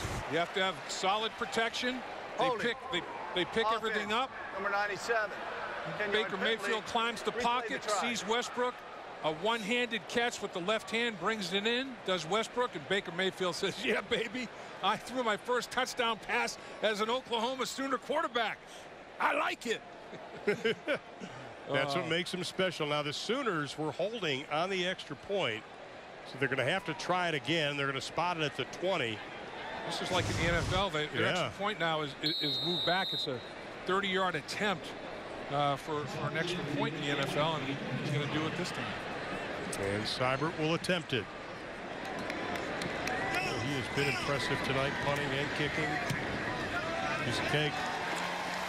He has got a powerful right leg. And if you want to see how powerful, just go to YouTube and type in his name. They've got some video on there that is just incredible. He's pretty rocked up now. He's been in the weight room. Well, of course, Bob Stoops beginning his 17th season at Oklahoma, and I think even for Bob it is pretty special. It's a lot more fun when you're coming off a Sugar Bowl win or a national championship or a Big 12 championship, but when you're in 17 years, that doesn't happen every single year. So we're just a year removed from that, so we'll try and get back to it. So nothing's like clockwork. Everything every year adjusts to some degree, but we know what to anticipate and what to expect, you know, when you've been in it 16 going on 17 years for sure. OU's all-time win leader, 16 bowl appearances, won the national title in 2000. I'll tell you what, you look at what he has done, that is impressive. You know, it really is. You've won almost 80% of your games. I mean, come on now. He's won every single BCS bowl. Yeah. No other program can claim that. Bob Stoops is a football coach extraordinaire. 16 straight bowl games for the Sooners. Only 3 teams have longer streaks than Oklahoma, Virginia Tech, Georgia, and Georgia Tech. How about that for the Sooners? Last 6 drives, last 2 drives, 140 yards. First 6 drives, 74 yards. Well, they found a rhythm, and one of the reasons they found the rhythm is they quit hurting themselves with penalties. I mean, they were playing in front of the chains instead of behind them. And that was probably the #1 key of all the coaches. Stay away from penalties coming into this game. Edwards again will just let it go into the end zone. I'll tell you, Seibert, that's a weapon. He eliminates kickoff returns. Kicking it out of the end zone like that, I mean, they don't even get a chance to hurt you on a kickoff return. This kid's going to dictate a lot of field position. Well, Akron with 99 yards here in the opening half, 57 on the run. And the rush defense of Oklahoma has been outstanding, just like it was last season, though. But even Bob Stoops Mike Stoops was telling us in the spring, Dave, that they needed to find that balance on defense with, people passing against them and also running on them. No question. Let's check in with Chad. Guys, right after that touchdown catch, D.D. Westbrook was kind of escorted to the locker room. Didn't see him noticeably favoring anything, wasn't limping, had his helmet off, but headed toward the locker room. We'll try to get an update for you on him at halftime. Chad, do you think Baker Mayfield beat him up in that celebration? That's a possibility. I mean, what the heck? Yeah, he didn't look like he was hurt. Start. Offense, number 7, 5-yard penalty. First down. Well, both teams now with 6 penalties in this opening half. And Jerome Lane, he joins the party. The beat goes on. Both teams are, again, you're behind the chains. It's 1st and 15. Holding penalties, you know, makes it 1st and 20. Those are the kind of things that kill you. Oklahoma's early 3rd down conversion opportunities, 3rd and 12, 3rd and 16. Those are tough to make. Chapman keeps it, and Sooners just surround him. He'll get back to the line of scrimmage, but that will be it with 2:13 left in the half. And once again, Akron out of timeouts. Devontae Bond, the senior out of Sacramento, California. I'll tell you, Mike Stoops has not a problem, but a great problem to have with Bond and Stryker playing the same position. Both guys extremely talented, but you really can't play them together. Yeah, they are. They've done it already this game, and they're on the football field together now. Stryker's up at the opposite end. You know, you get Bond down low and Stryker up high. So you're going, you go a little bit small when you do this, but they're running that package. Hundley gets a couple of yards as the clock continues to move. Well, we've got a timeout in Oklahoma. Second charge timeout of the half. They want to get the ball back. They want another opportunity. Second, with it being 3rd and long, if not much time goes off the clock with an incompletion or they get a turnover, they get a short field, maybe they'll even try to block the punt attempt. They just want another opportunity to put points up on the board. Well, Akron's only completed 1 pass so far tonight. That was to Jerome Lane. It covered 42 yards. His dad, by the same name, Jerome Lane, he was 6'6", 230 pounds, played for Pitt in the 80s. First-round pick back in 1988 by the Denver Nuggets, played up to the year 2000, and he was known for crushing backboards. Send it in, Jerome. And here's a trivia question. He's very familiar with this area. Played for the Oklahoma City Cavalry in the CBA. Would have been a heck of a tight end. Look at that body now. Oh, my goodness. That guy's put together. I remember when he played at Pitt. He was a monster. He is, and was, and is, and his son's a genetic phenomenon as well. I mean, 6'3", 225 pounds, runs in the 4.5s. He's the real deal. And I think the coaches, he was actually the starting safety. That's where they had him in the depth chart at the beginning of the week. And then he played there last year. Yeah, he played there last year. And they tell us this week, hey, we moved him. Yeah, they felt like they needed a playmaker at wide receiver, and he's their best option. Well, he was a running back in high school. Now he's a wide receiver. 3rd down and 12 for Akron. 1:37 left to play in the half. Hundley gets back to the original line of scrimmage. OU with 1 timeout left. Timeout. And they will use it. 3rd and final charge timeout of the half. So now they've got some decent returns, but penalties have negated the yardage. So Bob Stoops is thinking, let's try it again and see if we can not be so handsy. No illegal blocks in the back, no holding, and maybe they'll heat the punter up. See if Bob Stoops over the years, his special teams have blocked a lot of punts. Will they show this on tape? Here we come. We're going to get after the punt. Who knows? And what the Oklahoma defense has done has been outstanding on 3rd down. Akron just 1 of 9 on 3rd down conversions so far tonight. And the key is, Ron, like Oklahoma was struggling with early in the game, 3rd and long. When you're 3rd and 7 or more, those are tough to convert. You have to be 3rd and 4 or less to have a high conversion on 3rd down. Every Wednesday on Fox Sports Oklahoma, get inside the huddle with Sooner Playbook. Expert analysis from Sooners that played the game. Sooner Playbook is the perfect midweek football fix. Sooners didn't block a punt last season. Let's see if they come after it tonight. We saw Jay Boulware, special teams coordinator as well as running back coach. And they're just going to peel it back. Boomer. Shepard backs up to the 20. Straight ahead. Ooh, makes a couple of guys hurt. Loses the football. Still the scrum on the field. Akron's got it. Wow. Oh, that's a turn of events. Did that backfire? Rolling on the field is a fumble. Recovered by Akron. First down. Boy, Shepard trying to get everything he could. Wasn't good enough with the ball security. He does a nice job, makes the first guy miss. A little bit loose with the football with that right hand, and the ball comes out. And not really big contact on the football, but it's hot out, sweaty arm. He had the ball kind of curled to his forearm and lost it as he get knocked off his feet. The ball just came out before he hit the ground. And they've got 118 to work with. They put the ball at about the 31-yard line, and Shepard usually very sure-handed. Christian Allen's the one who came up with the football for Akron. First turnover of the game run. Yeah. That hasn't been a big issue so far. 118 to play. Let's see if the Sooner defense can stand tall now again. Pulls in the lineup. Right down the middle. Pass complete. First down inside the 20 down to the 19-yard line. Good call. Excellent call. They ran a little zone read fake and a little pop pass down the football field. Watch the fake zone read, release the tight end blocks and then releases, slow blocks, and finds himself open. That's a good play, and it was well executed. Newman Williams, nice job, the redshirt freshman.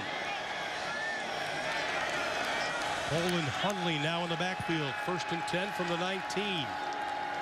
Hundley, little stutter step.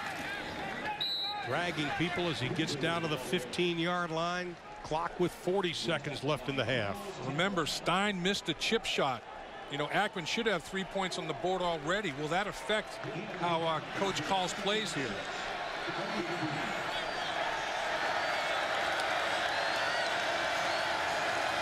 Cole looks left, throws left. Pass complete inside the 10 to Davis. They'll mark him out at the 9-yard line. Well, tried to go for the interception. Instead of trying to make a play on the ball, tried to pick it off, and didn't come up with the football, and the ball's completed. Watch the break on the football. Watch Berg break on it. Tried to make an interception on it instead of making sure he knocked it out of there. 21 seconds left. Akron 1st and goal from the 9 out of timeouts.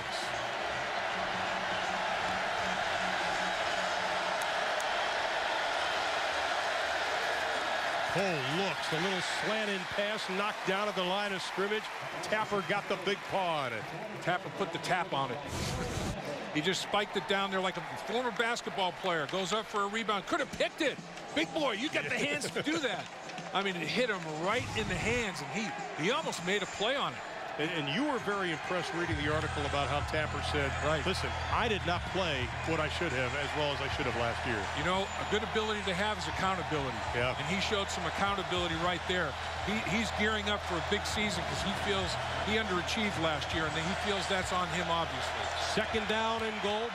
18 seconds left in the half. Cole looks, has time, throws into the corner. Body's getting tangled up. Incomplete. Goodman was the intended receiver. Got his feet tangled up with Jordan Thomas. Yeah, they were both locked up.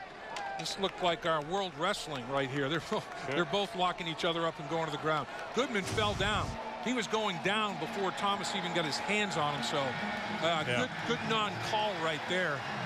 Really, Goodman prevented Thomas from trying to make an interception on the football by taking him to the ground when he slipped. I think Goodman said, if I'm going down, you're going with me. Could be.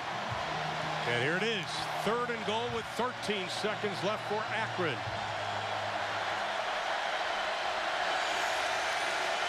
Pull into the corner again, intended for Goodman, incomplete. No chance. Never kept the ball on the field. I mean, no chance whatsoever. So here comes the kicker, Robert Stein, who missed the first one and hit the upright. Will he be able to execute this time? You talked about his numbers early on. Very impressive numbers.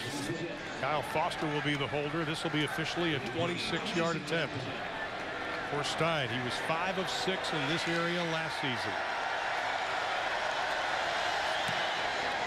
Good hold. And the kick is good. So with 6 seconds left in the half, Terry Bowden and company, they get on the board.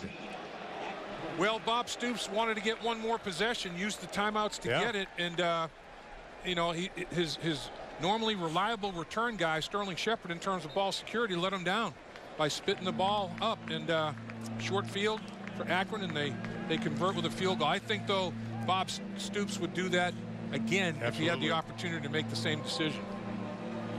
So kind of put your thinking cap on here. What is his halftime speech going to be? His halftime speech is going to be, let's take the Oklahoma Sooners off the schedule tonight. You know, we don't want, seriously, we're our own worst enemy out here, guys. You know, every time the ball's kicked, we put it on the ground or we have penalties. You know, we have penalties offensively that are setting us back behind the chains. We're making it hard on ourselves. Why don't we just go out and play a good, clean half of football, execute, play with sound fundamentals and technique, and see what happens, see how good Akron is. You know, we're helping Akron tonight. Let's not do that. 6 penalties, 50 yards for the Sooners tonight, more than they averaged per game last year. And you can see what Coach Bowden's teams did. 7 plays, 22 yards, 72 seconds. They got on the board. The Zips don't have a zip on the board right now. That's so right. It gives him a little bit of something to talk about as they head into the locker room. Now Ross and Neal set to return the kick. And they're just going to squib it. They don't want either one of those guys getting it, but they're still going to get it. And it's going to be Ross, and he is going to be brought down quickly before he gets up to the 25-yard line. This could be a genuflect, take the knee and go in at halftime and talk about it. You know, 3 seconds to go. You're not in tremendous field position. This may just be let's not do anything crazy. Now Lincoln Riley talking, making sure they've got all the signals all on the same page on that with 3 seconds left, leading 17-3. Boy, the way he's coaching up, you think he might be saying, let's take one shot. Let's take a shot down the field. But I think the way Shepard's back there, this is going to be a kneel down. He's back there to prevent if there's a mishap, a fumble or something. He's there as a last line of defense. It's going to take the knee and take the half. Well, it was 3-0 at the end of the first quarter. The Sooners opened up a 17-0 lead. Akron just scored. Oklahoma with 214 total yards in that opening half. Akron with 126. And the air raid accounted for 190 of Oklahoma's total yards. I'll tell you, I think there's going to be a lot of talking, but I don't think the Sooners are in that panic mode by any stretch of the imagination. No. Baker Mayfield, nice job tonight, 13 of 21, 190 yards and a touchdown. Here's Chad with Coach Stoops. Coach, defense gives up less than 130 yards. What got the offense kind of clicking on those last 2 drives? I just made a few big plays, got a sense of some timing, you know, picking up some first downs, and then able to get them on their heels a little bit. So we just got to execute better in you know, some of the earlier part of the game. All right, Coach, we'll let you get in there. Thank you. Guys, back to you. All right, Chad, thank you so much. Halftime score 17-3. The Sooners over Akron at intermission. When we return, it'll be the Ford halftime report with a heartwarming feature on singing lineman Neela Casatani, and a look back at Samaje Perine's record-setting performance at Kansas, and a recap of the first 30 minutes of football.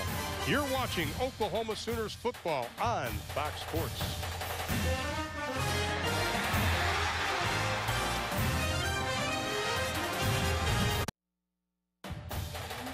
17-3 is our halftime score. The Oklahoma Sooners leading the Zips of Akron. Along with Dave Lapham, I'm Ron Thulin. And Dave, I think a lot of Sooner fans are probably kind of frustrated at this score, but all they have to look at, penalties for Oklahoma. Big key. Yeah, we were kidding during the halftime break that if you get points for penalties, it'd be a high-scoring game. I mean, both teams penalized 6 times. The Sooners penalized 50 yards, half a football field. That prevents you from getting into any kind of rhythm, offensively or with your special teams. A lot of returns nullified, a lot of big plays offensively nullified. Let's take a look at some of the highlights from the first 30 minutes of play. The first quarter ended 3-0 Oklahoma, but Baker Mayfield did have some bright spots, including that catch by Deron Neal. Yeah, that contested catch, that 50-50 ball, he wins it strong at the apex. Field goal ensues. And now you get, one of your best players not playing with good technique. A little hesitation move, stop and go move by Lane. Beat Sanchez. But here come back with Neal again. Gets him on the doorstep of the goal line, and Perine goes in basically untouched. At that point, Oklahoma in a little bit of rhythm. Again, Shepard can make you miss. The fun starts after he receives the football. Remember, he's a returner in space. He's dangerous. And how about D.D. Westbrook with the one-handed catch? And Baker Mayfield loves it.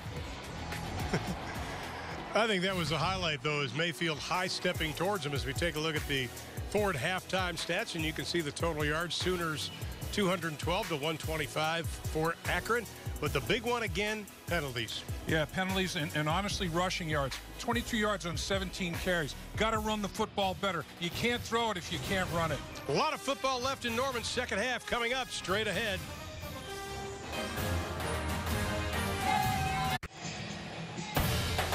Welcome back to Oklahoma football on Fox Sports, presented by Deep Root.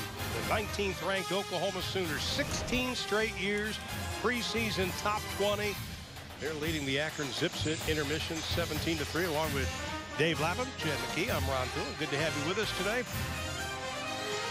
Yeah, there's been a lot of other action today is college football. Forget about Thursday night and Friday. Saturday, the first weekend of college football, is huge, but Oklahoma State on Thursday did able to eke out the win over Central Michigan, and Baylor struggled in the first half against SMU, but they exploded. Cliff Kingsbury and company had a little bit of problem with Sam Houston today, and at the second, Notre Dame leading Texas, Iowa State, Northern Iowa tied up.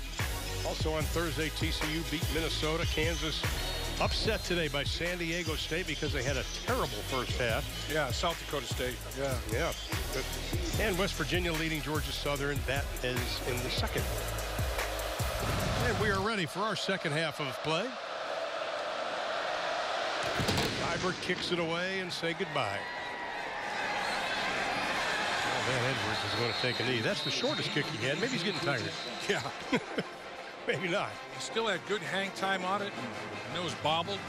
And once you bobble that kind of a kick and you're 5 yards in the end zone, time to take the knee. Well, you know, we talked about how Akron is not intimidated playing here. You got to go back to 2013. They played before 107,000 people at Michigan. They lost 28-24, had a chance to win it on a 4th and goal play. Yep. Last year lost to Penn State on the road 21-3 before 97,000. So Kyle Pohl, he has been in these situations. He's not intimidated by it. And they beat Pitt. Yeah. 21-10. So, yeah, these venues, they accept the challenge. And Pohl will get the start of the second half. Chapman started the first half. Looking to throw. Out pattern, incomplete, intended for Michael Means, the junior out of Cincinnati, Ohio. There was a coverage breakdown there. Means was wide open, but the throw not accurate enough. Little zone read play action and just pulls the trigger a little bit wide open for the catch. I think that's part of the problem for Akron right now. They've got to find that receiver who's going to make those catches and also be a game breaker. And I don't think they know who it is right now. Yeah, they're hoping Lane gives them a little bit of that. That's why they made that move. Pohl has missed his last 4 passes. 2nd and 10. Sooners hitching up to the line of scrimmage. They give it to Hundley. He is stacked up after a pickup of about 2.5. Well, the Sooner defense started the game, I think, with 3 straight 3-and-outs. So they want to probably start the second half with the same situation right there. Tapper making the play. Well, it looked like Tapper got up and started hobbling a little bit. And, you know, we were talking at halftime about possible cramps for some of these guys. He's okay, staying in the game. It is a warm and humid night. And the roster depth has got to tip toward Oklahoma. There's no doubt about that. On 3rd down, Jerome Lane wide to the top of your screen for the Zips. Pohl sees the pressure, fires out to Lane. Pass is complete. He's got the first down. 7-on-7 out there in the perimeter, 1-on-1. Lane is a big guy, gets off the line of scrimmage, plants the foot, separates, comes back to the football. He's just scratching the surface. The coaches are excited about what he can become because he doesn't know what he doesn't know right now in terms of playing receiver. He is just pure, raw athletic ability. You know, talk to the coaches. I asked one of them, describe him. He said, incredible athlete. Sure. First set of downs for the Zips. Pohl's going to be swarmed over back at the 20 or 35-yard line. Loss of 2 on the play. And Eric Stryker was the one who led the charge along with Matt Diamond. Yeah, Diamond's doing a good job inside. And they ended up running a quarterback ISO. Faked the ball to Hundley. He was the lead blocker, and then Pohl was going to follow him.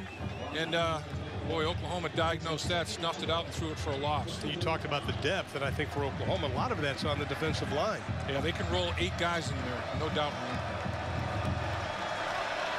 After the loss of 2, 2nd down and 12. Pohl, the quick out pattern, caught at the 40-yard line. Again, it is Jerome Lane, his 3rd catch of the evening. Nice job by Jordan Thomas coming up and ending the journey quickly. No yards after catch. That's tough to tackle a big athlete like that in space one-on-one and make it a 3rd and long situation for your defense. Well, Jordan Thomas did not start the first quarter of this ball game. And it was kind of a disciplinary measure, but yeah, able to play the second, not a big deal. Nip it in the bud. Yep. Lane 3 catches, 56 yards so far tonight. The Zips facing 3rd down. 2 of 11 in that opening half.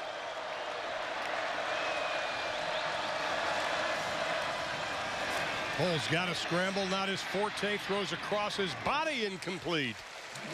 Yeah, Stryker pressured him, and Pohl had to roll to his left, snap his shoulder pads around, plant his feet, and try to throw as a right-hander. That's a tough throw to make, and no chance to get it done. They converted their first 3rd down, did the Zips, but the second 3rd down, Oklahoma gets the football.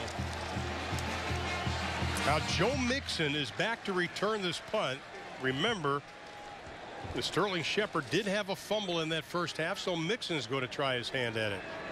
Penalty flag is thrown, and Mixon says, get away from it. Smart move. And Akron will down it.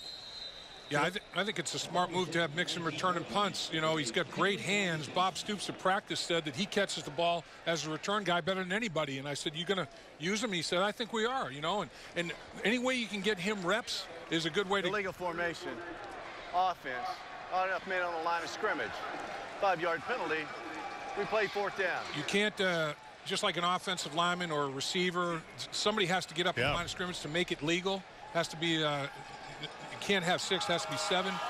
And they didn't. They didn't have enough men up in the line of scrimmage, so Akron has to kick it over. And when Oklahoma at the end of last season said, okay, we need to work on certain areas, I think one of them was punt return. They only averaged 5.8 yards a return. The 5-yard penalty will be added to the end of the kick.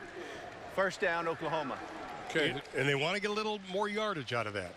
No doubt. You know, they were great with kickoff returns. You know, they had the all-conference kickoff returner in Alex Ross.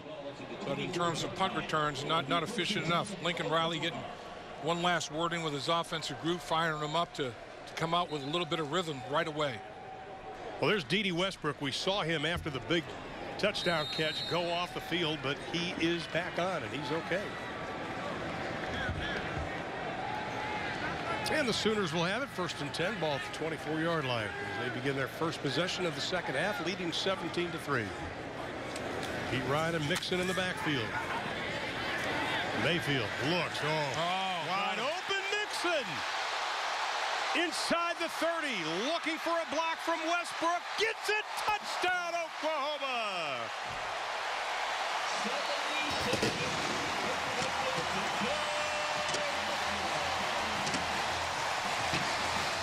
Westbrook blocked his defender from the 20-yard line in. He sustained a block, a downfield block, as well as I've ever seen. What, 76-yard touchdown play right there? Mixon is the play-action fake, and then he goes out in an arrow route, and they don't cover him. A lot of times defenses let the guy that they fake the run to, they let him go. You can't let Mixon go. He says, you'll pay. And Westbrook made sure. What a downfield block by Westbrook. Big time. How about D.D. Westbrook? His first touchdown catch he gets tonight as a Sooner. Joe Mixon, his first touchdown as an Oklahoma Sooner. Baker Mayfield, a couple of touchdown tosses as a Sooner tonight. You get Joe Mixon the ball, Davis. Say goodbye. Fake to Mixon, and they drop coverage on him because they faked the ball to him and then forgot about him. Down the field. Look at Westbrook. Blocking from the 20-yard line. Woo!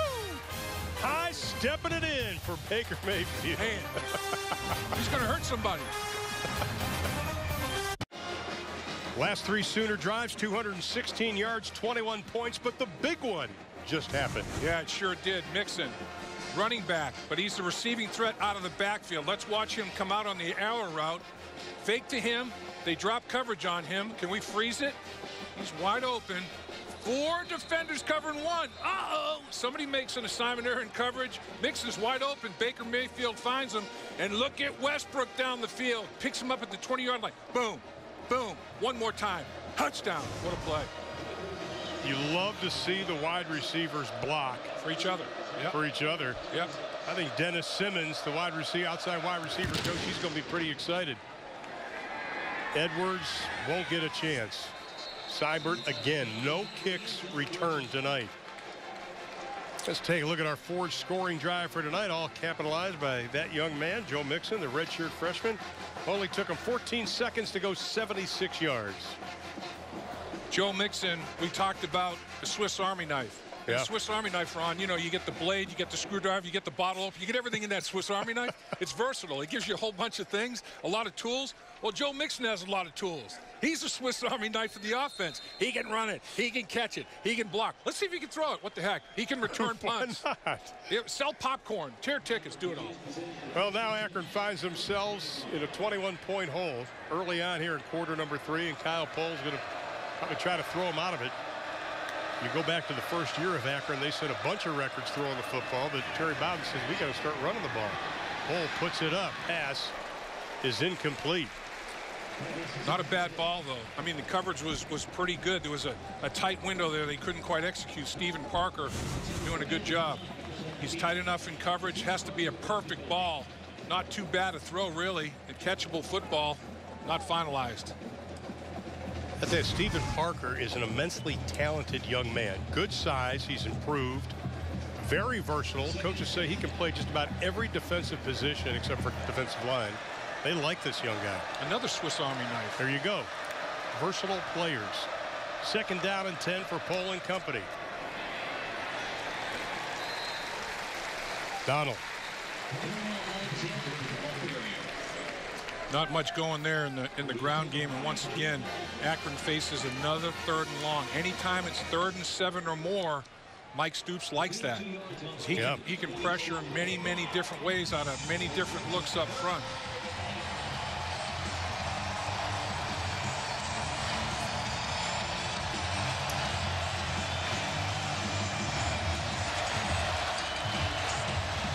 And it is 3rd down. They need 8.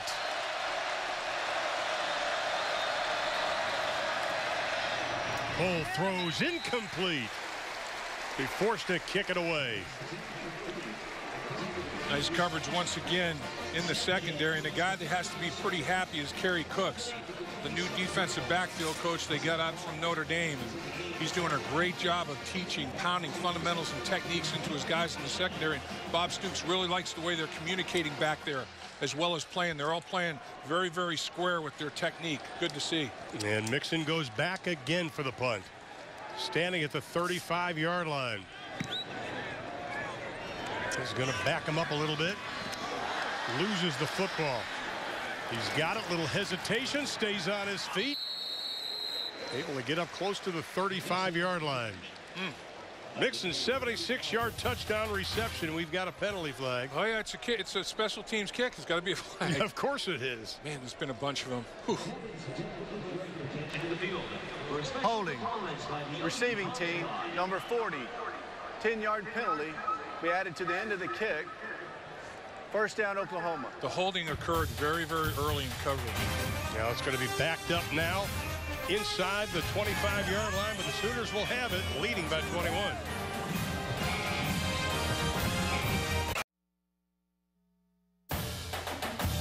Oklahoma football on Fox Sports is brought to you by Academy Sports and Outdoors, the preferred sporting goods retailer of Sooner Sports. By Delta Dental. Find your smile, Delta Dental. And by OU Medicine, keeping Oklahoma alive and well. Part of the Heisman Trophy statues outside of the stadium. And we'll tie it into Akron because Akron used to be called Bucktail College. And one of their coaches used to be John Heisman. You are a plethora of college football knowledge. Total minutia. We'll tell you what zips actually means in a little bit later on. Mayfield tries the same pass. This time goes upstairs off the fingertips of Westbrook. He tried to do almost the same thing with Mixon. He looked to the left again, but this time Westbrook was streaking down the middle. Yeah, this was a throwback pass. Mayfield is going to roll to his right. He's looking left the whole time, stops and plants it back, a throwback basically thrown outside the right hash mark all the way back to the left hash mark and just off the fingertips of Westbrook. That would have been pretty to connect. Flowers and P. Ryan now in the backfield for the Sooners. Run game hasn't done a whole lot. P. Ryan bouncing off tackles. That's his best run of the evening, and that'll be a penalty. Yep. And they did it in front of their own bench. Now they're in front of the Oklahoma bench, and they're throwing punches. At one of the coaches. Yeah, I mean, hey, come on, big boy. Flowers getting into it now. Boy, oh boy, I'll tell you. You know, that's the second time that they've taken a late shot more than 5 yards out of bounds. The first time it was Shepard in front of their own bench, and he went over the bench. This time it was in front of Oklahoma's bench, and when that happens, it gets a little salty down there. It takes either not a whole lot of intelligence or guts to start a fight on the opposing team's bench. So they have to sort this one out. I mean, I wonder if they're going to go offsetting because they're looking at Oklahoma's bench to see if anybody retaliated. So it's obvious that that Akron started the action, but was there retaliation from Oklahoma? And if that's the case, they're going to offset. After the play, personal foul, late hit out of bounds, defense. Number 3, 15-yard penalty, and end of the run, automatic first down. No retaliation. Everything was okay after that. Daryl Monroe, number 3, is the one who the penalty was on. P. Ryan, little power there, breaks the tackle, breaks the second tackle. He's well out of bounds, and man, you know, another freebie shot there was Dylan Evans. Yeah, he's made a lot of tackles, but that one, he's smart enough. He's got football IQ. He's smart enough. He knows he was way out of bounds.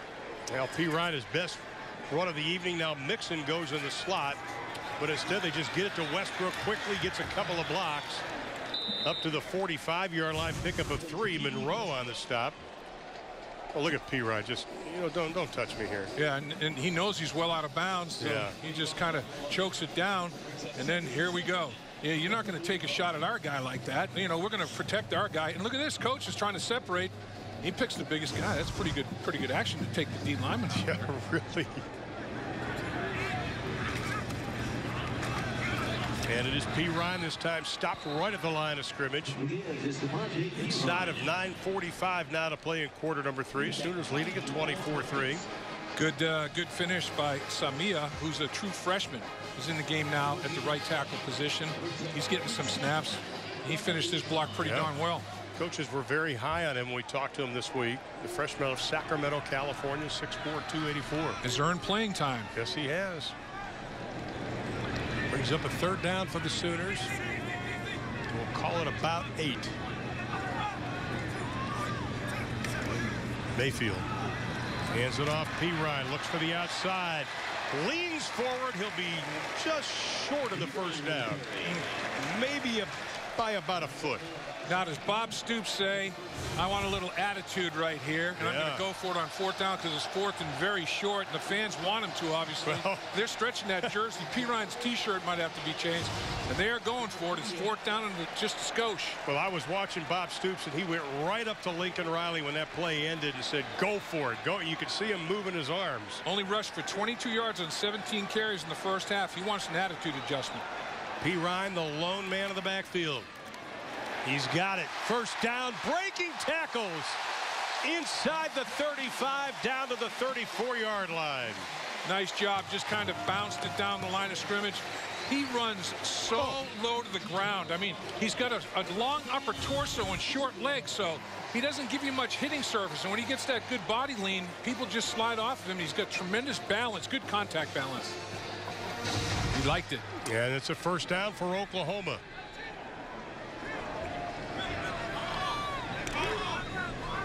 Mayfield changing the play. Looks, throws, rifle in the short pass. Maybe picking up 3 or 4 on the reception by Jarvis Baxter. A nice little game. Well, that's what this spread offense is all about. Spread the defense out and attack every quadrant of the football field. Short middle, deep middle, you know, short right, short left, deep middle, deep left. I mean, attack every quadrant. And that's what this offense is capable of doing. And Oklahoma has enough weapons to get it done. Lincoln Riley wants to do that. 8th play of the drive upcoming. Mixon back in the backfield.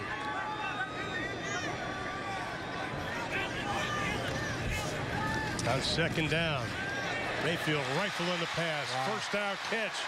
Shepard inside the 15 down to the 11-yard line.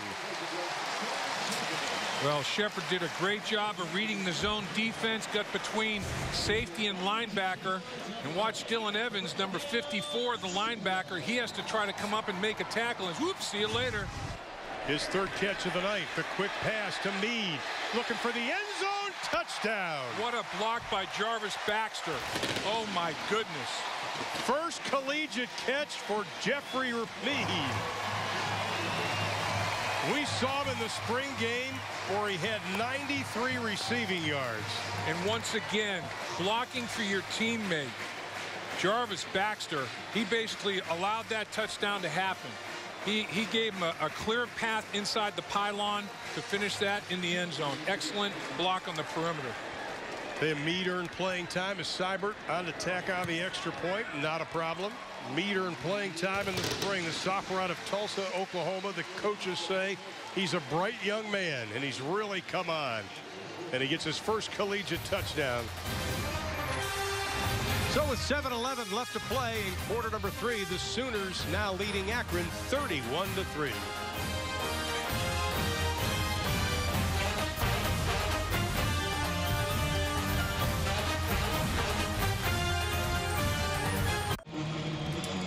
.141 yards total offense for the Sooners in this quarter. 31-3, Oklahoma leads it, but the blocking of the wide receivers tonight, Dave, has been outstanding. Absolutely, Ryan. Meade gets the credit, but look at Baxter, number 1, lock up. And he's going to get outside position, and Meade says, thank you very much, this is easy. And just finish him into the end zone about 5 yards. Look at him finish here. Drive, sustain, finish, block. That is big time. Yeah. When you're blocking like that on the edge for your teammate, one guy is getting all the credit, but the blue-collar guy, the guy that did the dirty work, Jarvis Baxter, Meade appreciates him. Nick Hodgson's going to kick it away. I tell you, Dede Westbrook had the big block on Mixon's touchdown, and then that one by Baxter. Edwards, about 8 yards deep. And Larry Hope, the number 2 for Akron, he's the guy that got blocked on both touchdowns. Yep. Larry Hope has no hope. Check in with Chad. How you doing, buddy? I'm great. You know, Jeffrey Meade, there's a good internet video, and I know Sooner fans, a lot of them have seen it, but he makes a 50-yard one-handed, backhanded grab standing in the end zone off one of those ball machines. You know, they fire them high into the air to simulate punt returns and the like, but there's a great internet video circulating of Jeffrey Meade, and idea of the kind of hands that this guy has. I tell you, he's good. 6'6", 184. We saw him in practice yesterday, and the first thing we said was, wow, he's skinny. Well, he does have big muckers on him, though. Yeah, he does. Man, they're like suction cups. Chapman back in at quarterback, and he won't get a whole lot, maybe 2 yards on the play. And now this becomes difficult for Akron because you're down 31-3, and the natural instinct is to fire it, and they don't have much of a passing attack, so Coach Bowden right now is in a tough quandary. I mean, do you run it, try to take time off the clock? If you throw 3 straight downs and all incompletions, you know, you're 1, 2, 3 and out, and defense is right back out in the field getting fatigued. Second down and 8, 6:38 left to play in quarter number 3. Chapman looks to throw off his back foot. That doesn't go anywhere. Went in the first row. Nice catch by the fan. Really? How about that? Yeah. I think they should let him keep it. I think he was trying to throw it to the girl, though, and the guy caught it. He intercepted it. You know, I want to talk about Coach Bowden just a second, because a lot of people always say, you know, he had a nice gig as a broadcaster. Why to get back into coaching? Talking to him this week and again yesterday, Coach Bowden, he loves coaching. He's like his dad. He's like his brothers. And I respect him a lot. Looked in the mirror and said, I'm 50 years old. I want to get back in coaching, and he did, and I tip my hat to him. Once it's in your blood, it's like a narcotic. It's hard to get it out of there. I mean, you have to have football. Third down and 8. Been tough tonight for Akron. Chapman got the first down, slips a couple of tackles at the 50-yard line, and he gets slobbered knockered by Bird. Man. Right in the smush, and Chapman gets right back up and signals first down. Basically, hey, good hit, but I'm fine. And Chapman, as he runs away, I mean, he's got some pretty good speed. Bird drills him right in the shoulder. It's a totally legal hit. He put his helmet right in his shoulder pad and took him to the turf. So there was no targeting, no head hunting. He lowered his target and hit him right in the chest, right in the shoulder pad area. The officials were right on top of it. Just good, hard, clean football. Longest run of the game for Akron, and it gets him right at Sooner territory. Chapman throws over far side, incomplete. Let's go back to that last play because Atari Bird, the junior out of Fresno, California, brings a physical part. Well, there it is. That is, you know, you have a teammate that's messing down low. That's Zach Sanchez, obviously, at the legs of Chapman, and he's trying to cut back away from Sanchez, and you have that shot. And you got to make sure if you're going to take it, you take it legally, and he did. He lowered his hitting zone and hit him right in the chest. Second down and 10. You can see the Sooners over 300. The Zips only 75 yards passing. Running out of room. Going to lose a couple of yards on the play. Well, he just knew that Dominique Alexander was there, and he had no chance to outrun him. He just took it out of bounds. So, you know, defensive players will say, Bird put the big hit on Chapman. Instead of turning upfield, he just ran out of bounds and said, no more hits, Alexander. I don't want to take another shot. So sometimes those kind of hits do have a cumulative effect over the course of the game. Well, you and I were talking on yesterday at practice about Baker Mayfield. You said he's the kind of guy that gets hit much like that, gets up and says, hey, good hit. And that's what Chapman did. He jumped right up, signaled first down. I'm sure he had something to say. Third down. Chapman going to go upstairs. And he's going to throw to a guy in khakis. Well, quarterback read one thing, receiver read the other. Receiver hooked it up, quarterback threw it deep. Different pages of, not even on different pages, different volumes of the encyclopedia. That wasn't pretty. No. And I know that man is very frustrated with that. That is unacceptable in his book. And Chapman is making sure that he wanders away. He's not going to get an earful from coach. 9th punt of the game for Akron. Joe Mixon again standing at the 10-yard line. Zach Paul, flight attendants get the ice ready for his leg on the way home. Mixon calls for the fair catch. And he takes it inside the 6. Now we're still in the third quarter, 5:07 left to play. Wow. They can bust a move in Oklahoma. Smooth. You can see more of Baker Mayfield dancing. All you got to do is go on the internet. Sooners lead at 31-3, and our playbook from today's game presented by Mercy. And that's what Akron was saying on this play. Mercy, fake it to Joe Mixon. They drop coverage on him. And Mayfield says, I can't believe it. Nobody's covering my man. And down the football field, Westbrook just blocks his defender from the 20-yard line. How about Joe Mixon? He can fly. He can really fly. And at the end, watch Baker Mayfield come down here and say, he plays like a linebacker. He's going to hurt his teammates like a linebacker. He plays like a linebacker. I don't know if the high stepping or that I like better. I don't know. Well, P. Ryan and Mixon now in the backfield for the Sooners with Baker Mayfield. Mayfield keeps it. Ooh, he is up there. Takes a pretty good shot. May have gotten back to the line of scrimmage. You know, and their attitude, Akron's attitude is, you take a shot at our quarterback, I'm taking a shot at yours. And this is Jamal Marcus. Watch him come over the top. Boom. He's trying to hit Mayfield just like Chapman got hit. We've got an Akron player down, and the numbers on Mayfield. How about Mayfield? He threw for 4 touchdowns and ran for his 5th in his college debut versus SMU, and he played for Tech. Tonight, how about 3 touchdown passes? Yeah, he threw for over 400 yards against SMU. He's thrown for over 300 against Akron. 3 touchdown passes and the all-important no interceptions. Plus, he's run the ball pretty well, and he's just abused teammates after touchdowns. I know, really. He's very, very physical. And you hate to see this. You hate to see anybody limping off the football field. At least he's able to do it pretty much under his own power.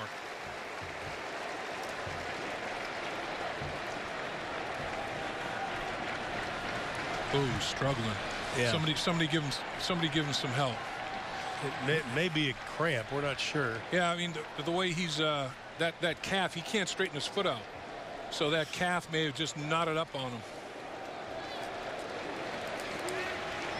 Give that man mass quantities of fluid. Big time. And the Sooners, 2nd and 10. Mayfield rolls out, throws on the run, passes complete to Mixon. Still on his feet. Oh, what a move by Mixon. Man. Oh, my goodness. That's our mercy play. How about Ronaldo Nehemiah? I mean, this guy, you talk about high hurdles. Wow. Once again, it's an a little bootleg action, but look at this at the end. Up we go. Edwin Moses, Ronaldo Nehemiah, whatever you want to say. Unreal for him to hurdle a defender like that. This guy's got some skills. 25 yards for Mixon. Big night tonight for the redshirt freshman. That's over 100 yards on 2 catches with 1 touchdown. The fans just saw it on the board. Looking. Oh, passes incomplete, intended for Jeffrey Mead. Let's go back and look at Joe Mixon. Done a little bit of everything tonight, but this is the best. He really has. Oh, up and over we go. I mean, he cleared it by a bunch. That's just to even consider that is raw athletic ability. Right there, if I landed, it'd be ACL, MCL, PCL, it'd be a total tear. Cartilage would be strewn on the field. That would be a terrible trial. I was going to say, we'd be carting you off tonight. When I go vertical like that, you can slide the Sunday paper. Mayfield pass caught, still on his feet. Baxter. And he is going to be marked out at the 50-yard line. And the Sooners really getting going now. Baxter covers 17 for the junior walk-on. It's good to let Baxter eat. He had the great block on the touchdown reception by Mead. Give him a little something. And here's Mead again. Gets a block. Look at him block. Spin move inside the 30-yard line. Baxter once again, Ron. Wow. Fitting and blocking. You got to fit and finish, just like the big boys. Get the ball out to Mead. Do something. Look at Baxter. Fit, finish. Excellent. Excellent. Pickup of 20 on the play, and the Sooners pick up the pace once again. At the 30-yard line, 1st and 10. Final 4 minutes here of quarter number 3.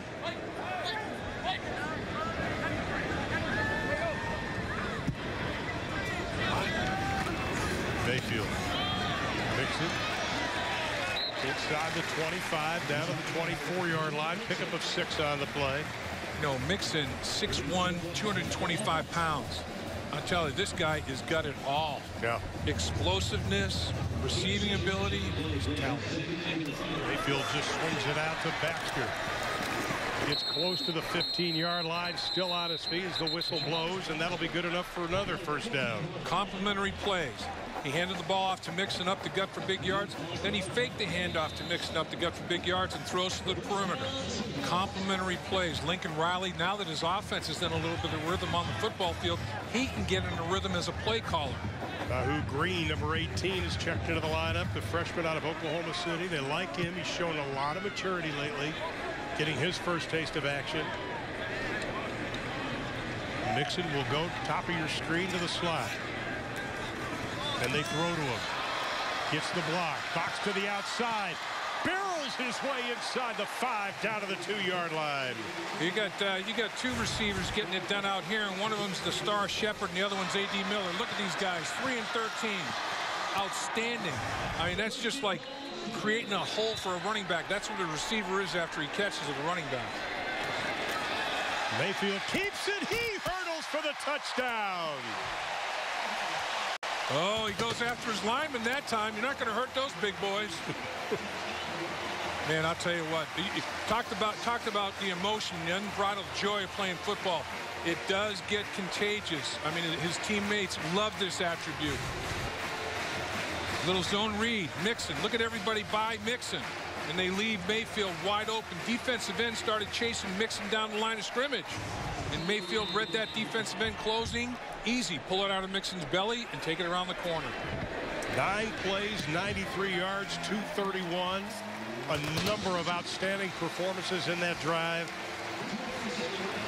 Baxter, Mixon, Mayfield. Watch, Mayfield is going to key the defensive end. When he closes like that, Mayfield says, mine, I'm keeping it, and I'm taking it to the end zone. It's a zone read, key the defensive end. When he chased Mixon, it was an easy read for Mayfield. He says, I'm number 1. Exciting player, Baker Mayfield. Now that may be it for Baker Mayfield. We already see Trevor Knight starting to warm up, but here's what Baker Mayfield has done so far this evening. Well, he's thrown the ball decisively and accurately, and he's attacked all quadrants of the field. He's been very good with the short and intermediate passing game, and then he's hurt them over the top with the chunk plays, the big plays. And this one, on a little bit of a scramble, he hits Mixon as they drop coverage on him. And then the wide receivers blocking for each other on the perimeter, and then the zone read for a touchdown. A little bit of everything. You know, bits and pieces of everything. Lincoln Riley likes it all. And look at those numbers. Boy, how about a quarterback passing rating of 198.5, 388 yards throwing the football. And he's rushed for yards and touchdown as well. I mean, he's well over 400 yards of total offense. And that'll go out of bounds. Well, Baker Mayfield, ever since he was a young 5'2" freshman in high school, has always played with a chip on his shoulder. There always is. I mean, that's something that I pride myself on. I play with a chip on my shoulder just because I didn't get the offers out of high school. People told me I was too small or too slow or that I couldn't do it, and that's something I carry with me when I step on the field, and I just use that as everyday motivation. That chip on the shoulder is as big as a 2x4. I mean, it's huge. He started the game out 4 for 10 for 59 yards. A lot of guys might get their dollar down. Not Mayfield. Since 19 of 23, 329, 3 touchdowns, passing, and he's rushed for 1 as well. Well, now Akron's in a big hole at 38-3. And the Sooner defense stands up. And I tell you what, Chad, you've been around Baker Mayfield an awful lot. He's got what a lot of us like to say is moxie. Moxie, I love that word. It quality, people, and it's almost one of those things that it's hard to put your finger on, but he's really endeared himself to his teammates for the way that he is there for them. You know, yesterday he and Eric Stryker were on campus passing out T-shirts and handed out badges and bumper stickers to a lot of the people on campus, but those are the little things that he has done to help endure himself to his teammates and to the fans here at Oklahoma. And you know, Chad, when I think about him and see him, I think swagger. And swagger, yeah. He thinks he's the best football player on the field, whether he is or not. Nobody's going to convince him he's not. And there's another penalty flag in front of the Akron bench. Everything's getting a little bit testy. I think Atari Bird got into it over there. Yeah, a couple of players were. Chapman was involved in it also. Getting a little chippy, a little hot. You know, Baylor yesterday, earlier today, struggled and then exploded. Yeah. This offense can do the same thing. It can struggle, but it can explode at any time. Personal foul. Defense, number 4, late hit out of bounds. 15-yard penalty, automatic first down. Baylor and SMU are just back and forth, and then Baylor explodes. Oklahoma explodes. That's what can happen with these offenses, and here's Bird. Bird's the word, and he hits him right in the smush about 5 yards out of bounds. So it's getting very, very dicey out there. Yeah. I think Jordan Thomas did a good job because he looked like he was about to get into it too, and he pulled back. Smart play by that young man. Boy, they're doing it at the opponent's bench. That's where really. You're Custer, and there were a bunch of Indians over there. I just don't understand that, Dave. Closing in on a minute and a half to play here in the third. And Rush gets away from the first wave, and he's going to have to throw that into the stands again. And whoever's sitting in that seat, it's about 3 balls he's gotten so far tonight. Really, just been, that's Obo, isn't it? Yeah, Obo. And couldn't bring him to the ground. Chapman, he's got a little bit of escapability to him. But he can't throw it. He can't throw it. No. One can run it, one can throw it. If he had both qualities in one guy, coach would be happy. But he's got a split personality there at quarterback. Yeah. Look at this, a couple of stacked receivers. They got high formation on both sides of things. Akron only 5 of 23 passing for 75 yards. High snap. Chapman pulls it down and instead hands it to Alexander. And you know he gets inside the 50 down to the 49-yard line. You know what they're doing there, Ron? Stacking receivers as far as you can to the sideline to spread the field, empty the box, and run it. Right. That's all they're trying to do. They're trying to just move people from the tackle box. And Oklahoma still rose to the occasion. Oklahoma with 446 total yards. Akron with 174. As we are inside of a minute here in quarter number 3. And the fourth quarter is where it's going to start to wear on Akron. A lot of snaps. They've only got 75 people on the traveling squad. It's going to be tough. They're down at 6 for the Zips. The handoff. Alexander, not much going on as Dominique Alexander makes the stop. Let me check myself. It's only 70 on the traveling squad. Yeah. Akron comes with 70 players. Oklahoma's got a bunch of players. They could probably pull some out of the stands. There's probably some ex-players here enjoying the game that could go out there and get some reps. OU defense has been outstanding on third down tonight. They've stopped Akron on 13 of 16 third down attempts. And they're going to be forced to kick it away again. Wow.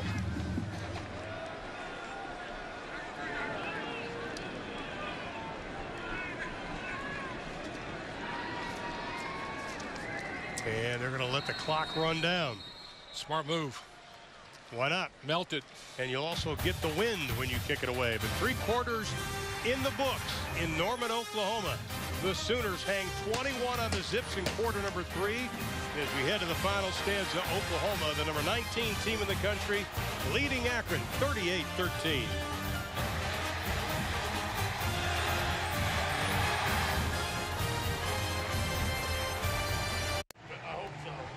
We head to the final stanza, and the Sooners leading the Zips of Akron 38-3. Along with Dave Lapp and Chad McKee, I'm Ron Thulin. Joining us now, the athletic director here at the University of Oklahoma. Again, Joe Castiglione. What's going on, my friend? Ron, they gave me a microphone this year. Are you scared? I see fear in your eye. You've graduated. Well, the first thing we noticed, and I told you this on Thursday, we're flying over, landing at Will Rogers, and the construction. Absolutely incredible, this new end zone that's going in. It really is, and it's moving quickly, as it needs to. We're on schedule to have the seating bowl done in time for our first home game next year, and it's going to be a beautiful addition. As you're seeing on the screen right now, the entire south end zone will be bowled in, so 360-degree Sooner fans. You know, Joe, as we talk about BCS, the Oklahoma BCS, Boren Castiglione Stoops in its 17th year, but Castiglione is the visionary of the BCS. Where does that come from, really? I mean, you see things before others, that's for sure. Well, that's part of Oklahoma's heritage, its tradition. You know, we're trying to be the standard setter. You know, we know there are a lot of other great programs out there, and they're all trying to be successful, and a lot of creative people, but we have to try to jump out and do some things differently. And of course, our partnership with Fox is one of them. You know, they be able to have the first institutional network, and we're very proud of Sooner Sports TV. Real quick about your football team. Slow start, a lot of penalties, a lot of self-destruction, but man, it's explosive, man. It can bust out at any time, can't it? Well, it really can, and we kind of expected to have some of that because of the first chance to get gain speed. There's a lot of new parts. Quarterback, offensive lines, defensive guys, but as you can see, it's been a little more time to gel. Well, Joe, one final question. Just again about the experience that the fans are going to have when this is done next season, because you see the drawings and the renderings. It is going to be incredible, not just for the players and the athletes and the student athletes here at Oklahoma, but also for the fans. Well, it's a two-pronged goal, you know, trying to create that unforgettable experience for our fans and a world-class experience for student athletes with the resources that we provide, because all underneath that south end zone, new strength and conditioning, sports medicine, sports sciences, locker room, meeting rooms, all the coaches' offices. It's first class in every way. And also, we've been talking a lot about the fact that the internet is such a big thing right now, and Oklahoma was a visionary with Soonersports.com and everything that they can get on this premium membership. I know as an announcer, and I was telling Chad this, I use it a ton just to get feature stories and get ideas about players. And if you're a fan, you're going to love it. Well, when we conceived the idea, you know, of course, the mobile technology like we see evolving before our very eyes wasn't quite yet there yet, but we knew it would be, and we're trying to do our part to have TV everywhere. Where Sooners are, we want to be there with them if they can't be in the stands supporting our team. Joe, I have to talk about your nutrition, because where do you find a guy like Orlando Brown, and how do you feed this guy? As a former lineman, 6'8", 340. I mean, he's long and he's strong. You find some amazing athletes out there. Both with the nutrition and the strength and conditioning. I've watched him transform his body, and as you said, he's just a redshirt freshman. And just, I'm so proud of the way he's handled everything, and a great kid. He's really done the right things and taken on the responsibilities that's been put before him. Now, one final question. Dave and I were talking last night, and you know, we're biased. You're our favorite, and I'll admit it, you know. But he said, you know what I remember about Joe?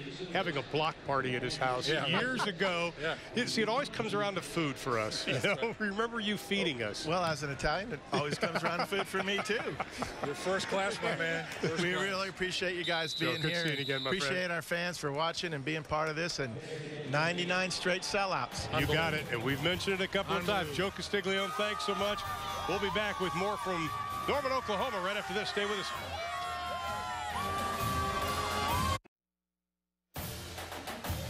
Oklahoma football on Fox Sports is brought to you by Ford. The best deals are happening now only at your Oklahoma Ford dealer. Ford is the best in Oklahoma. By Integris Heart Hospital, the most trusted name in healthcare. Sooner Sports TV personalities wardrobe provided by Threads Menswear and Blush on Campus Corner. How do you like my blush? We didn't You look good at blush. No, I didn't get that. Good look at some of the Sooners' cheeks. I know, because I'm about 900 degrees. And the fans are sticking around, and it has been kind of an interesting night. The Sooners, of course, after the first quarter, only led 3-0, led 17-3 at intermission. Then they exploded in quarter number 3. Trevor Knight, that last series you probably saw, has come into the ball game. And we'll talk about that more in a minute. Spent some time with him on Thursday and yesterday. And now Akron going to try to get something going in this kind of game, Dave. And Akron is considered part of the upper echelon of the MAC. What are they going to try to accomplish here? Well, don't quit. You know, there's going to be some trying times during the course of a season, and it's easy to play well when you're up 38-3. It's a lot tougher to play well and stay with it when you're down 38-3. Coaches want to see guys that will respond to the adversity. Front runners are easy to find. Yeah. Others aren't. Ben Edwards was getting a lot of action on the kickoff team. Now he is getting some action as a running back. And again, the stacked receivers on the near side. Oh, looks, throws, pass complete. Over the 25-yard line to Michael Means, the junior out of Cincinnati, Ohio, Archbishop Moeller. Pretty good high school.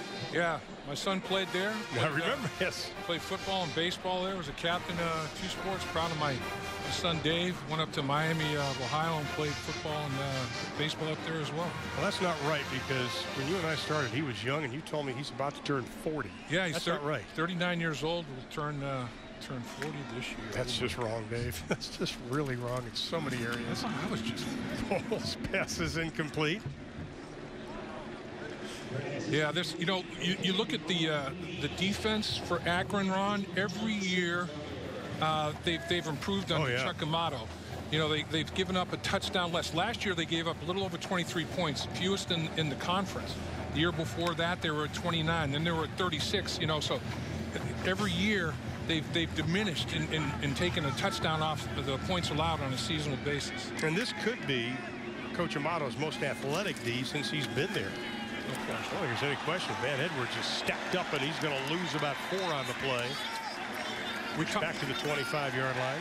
Ron, we talked about. Oh, the Sooners got it. He coughed it up. Recovered by Oklahoma.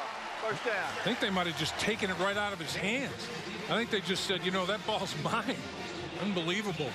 But I think Mike Stoops obviously has to be real excited. The play is made by Jordan Wade, the recovery, and he just comes right up, and I think he just takes it right out of his hands. No, okay, it's stripped out of there, and he falls on top of it. But boy, that ball is just, it's Griffin. I mean, he just rips the ball right out of there and does a heck of a job. Well, that's something Charles Walker. Yeah, that's something Oklahoma wants to improve on, because turnovers in 2013, they were +9. They were -5 last season. That's a swing of 14. Not acceptable. Trevor Knight now in at quarterback, joined by Daniel Brooks. And he'll swing it out to Brooks. Looking for a block. Cuts inside. I want to talk about Trevor Knight. This young man, along with Cody Thomas, all 3 of them handled Baker Mayfield getting the job as starting quarterback. Probably the most impressive in my 40 years I've ever seen of 2 young men, being Cody Thomas and Trevor Knight. And I think Trevor Knight sets the standard with that, because he's the older guy and he's dealt with it before. With Blake Bell, they kind of gave the job back and forth, you know, in competition. Yeah. So he is such a class act. I wouldn't expect anything less. He's an amazing kid. He's going for the 6, doesn't get it. Incomplete, intended for Meade. You know, another guy that's interesting, Ron, is Daniel Brooks that's in the game, 34. In high school, well, let's take a look here. A contested catch opportunity once again. Defensive back has the inside position, can't reach or over him to catch it, but Brooks ripped his knee, 3 ligaments and cartilage in high school. Now he's back running 4.3 40s again. You talk about a guy that overcame adversity. It's a kid that in high school also ran a 10.600 before he had the knee problems. He did it in the long jump. He landed in the long jump pit and tore 3 ligaments and cartilage. Now he's running Division I football. Okay. Knight throws, pass, caught inside the 15 to the 14. Incomplete. Incomplete. Now Botham thought he had it. Rolling on the field, incomplete pass. He runs a decent route. The ball's right there. Reaches back. Can't see it. His body kind of blocks it, but you got to go to the ground with full. The ball hits the ground. You can see the ball hit the ground and then bounced up in his belly. Good call. That brings up a 4th down for the Sooners. I think Seibert's going to kick another field goal. This will be 41 yards. Chip shot. Yeah, really? This is his 60-degree wedge right here. Considering his leg. First person to punt and kick for the Oklahoma Sooners since Tress Way back in 2009. Not a problem. Bobbled the snap, and the holder had to get it down as quickly as he could. Usually that disruption of timing affects the kicker. He drilled it. Well, Botham couldn't hold on to the pass, but he holds on to the snap. And the field goal is good, and the Sooners extend their lead to 41-3.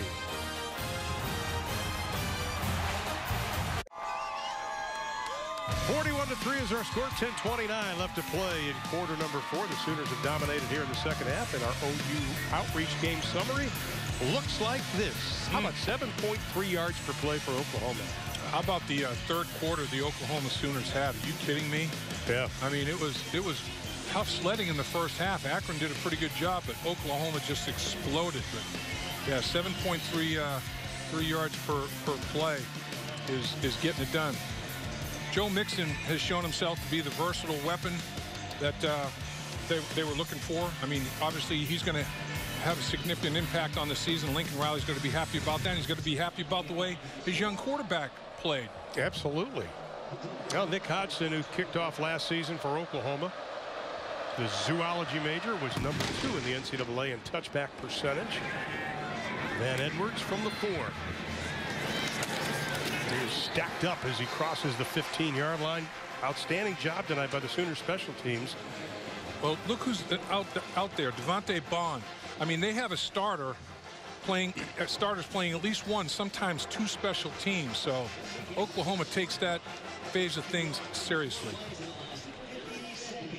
Well, we promised you we'd tell you how the name Zips came from. It actually comes from zippers, which were rubber overshoes made by B.F. Goodrich in the 20s and 30s. In 1925, they had a naming contest for the team, and a woman by the name of Margaret Hamlin got $10 for the name.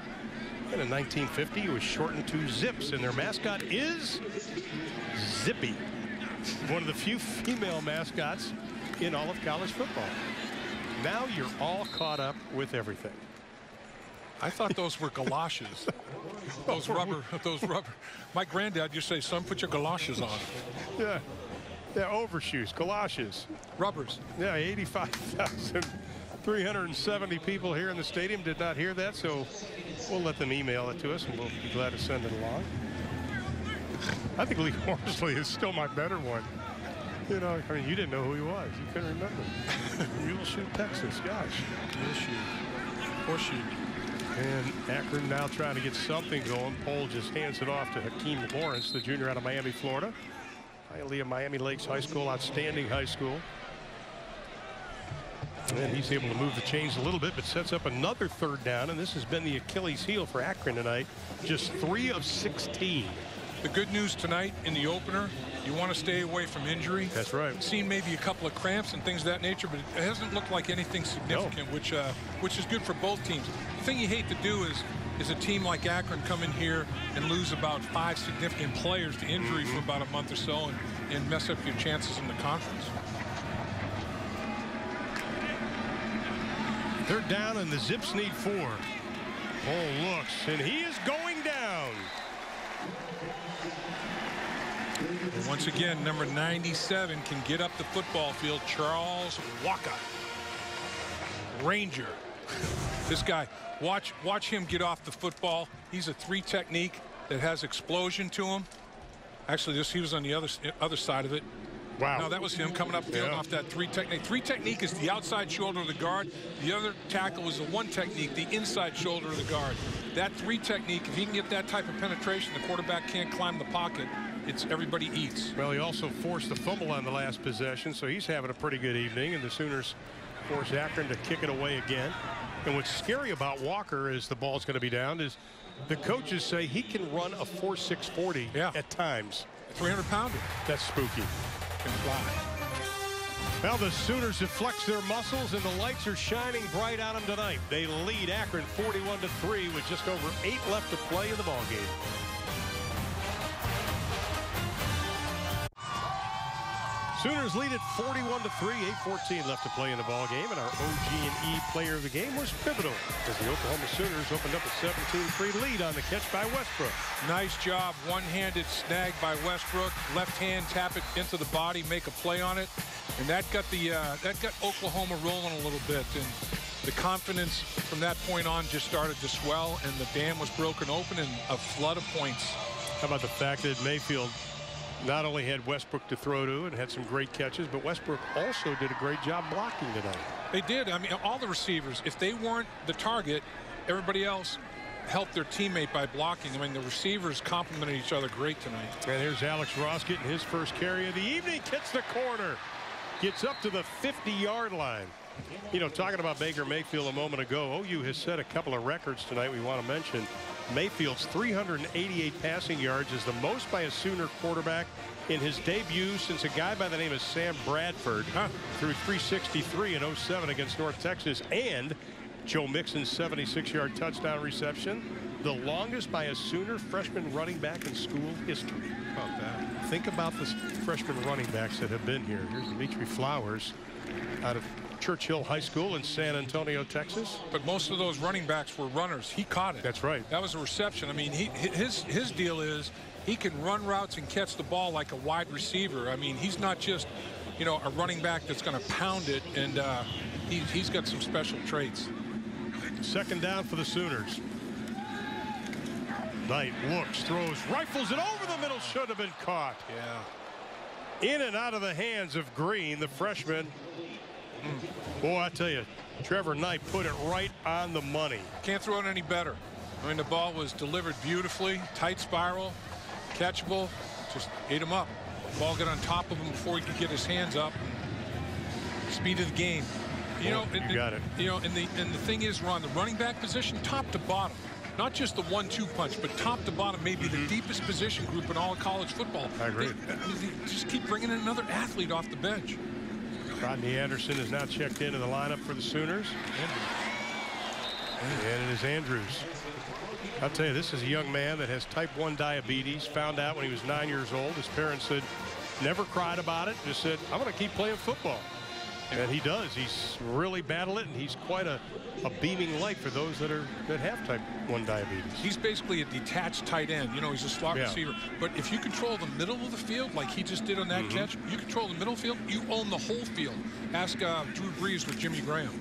Absolutely. Anderson. You know, getting back to Andrews, too, his best friend in high school was a guy named Kyle Allen, now the quarterback of Texas A&M. Pretty good high school, Desert Mountain, I would say, in Scottsdale. I would say so.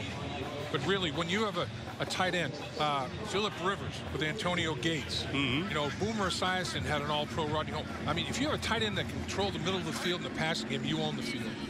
Especially when you have guys like also P. Ryan and Mixon there. And right, and the perimeter receivers, it makes their life easier. You can't roll coverage to double it. Knight's going up again. Looking for big money. He's got it to Meade. Inside the 5-yard line. Let's see if they're going to call Meade for pushing off. Yep, they are going to call it. Yeah, he leveraged it and pushed it off a little bit. Pass interference. Offense. Number 15. 15-yard penalty. Replay second down. Now, see, Jeffrey Meade's a hoop guy, so he's trying to post him up a little bit. Right. You can see the push right there. Kind of subtle, but definitely, you know, broke his stride. You can't push off with two hands like that. The official was right there to see it and make the call. I'll tell you what, though, you look at Meade at 6'6", and again, Trevor Knight putting the ball right on the money. Looks like a praying mantis out there, you know? I mean, he's 6'6" and angular and long. So it sets up a second down and long for the Sooners. Knight rolling, buying some time, tiptoeing down the sideline, inside the 40, down to the 38-yard line. That'll be a pickup of about 6. Ron, with Knight in the game. Yep. Oklahoma, how about the depth of quarterback? They've got 3 quarterbacks that have won a Big 12 game. 3 different guys. You know, you talk about Ohio State with all the depth of quarterback. They got guys that have played at a high level of football that they can involve in football games as well. Well, think about it. Cody Thomas 2-1 as a starter. Trevor Knight 11-4 as a starter. In the Big 12. In the Big 12. And then Baker Mayfield, what he did at Texas Tech. Sure. That's called depth, my friends. Third down and 14. Inside of 5.5 to play coming up. Light rifle in the pass. Got it. First down, Andrews. Where did he catch it? Middle of the football field, right between the hash marks. How did he catch it? Ball thrown behind him a little bit. Big guy, 6'5", 250. Turns easily. Very fluid. Ball behind him. Turns his hips. Very flexible. Yeah, Knight keeps it and scampers outside. We have a penalty flag. By the way, that was Andrews' 4th catch. That went for 19 yards.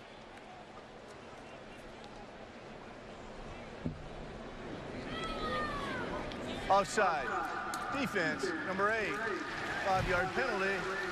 Replay first down. How about 10 Sooners have caught passes tonight? That's being a nice point guard. That's the quarterbacks distributing the ball all over the field, and that's being able to play a lot of players because, you know, you have a 38-point lead. And Bob Stoops wasn't real happy. You could tell that he wasn't real pleased when Chad was talking to him going off the field at halftime, but boy, they've played well in the second half. Absolutely they have. So the Sooners have first down and 5. Ball on the 12-yard line, knocking on the door again. Knight just hands it to Ross. Inside the 10, down to about the 9-yard line. You know, we talk about it all the time, but the red zone, that's not a place you want to give up yards. They're so valuable. The field compresses, so it's tougher to put the ball in tight windows and tougher to run the football. When you give away yards, man, it's just coffin nails. Well, the Sooners were 72% touchdowns in the red zone, and this time Ross is stacked up. He'll be close to the first down. Needed to get to about the 7.5-yard line. See where the spot is. And he did get it. Got a lot of guys getting snaps. Got some backup offensive linemen in there. A backup quarterback at this stage. A lot of receivers, as you mentioned, 10 different guys. You know, some obviously running backs, but catching the football. A lot of players involved tonight. First and goal. Knight looks, throws to the end zone, and it's going to be picked off. Was looking for Green, and Green kind of got run off the play, and DeAndre Scott comes up with the interception. Yeah, Lincoln Riley catching Knight as he comes off the field, talking it over right away, telling him it might have been better to go outside with the football on the hook right there.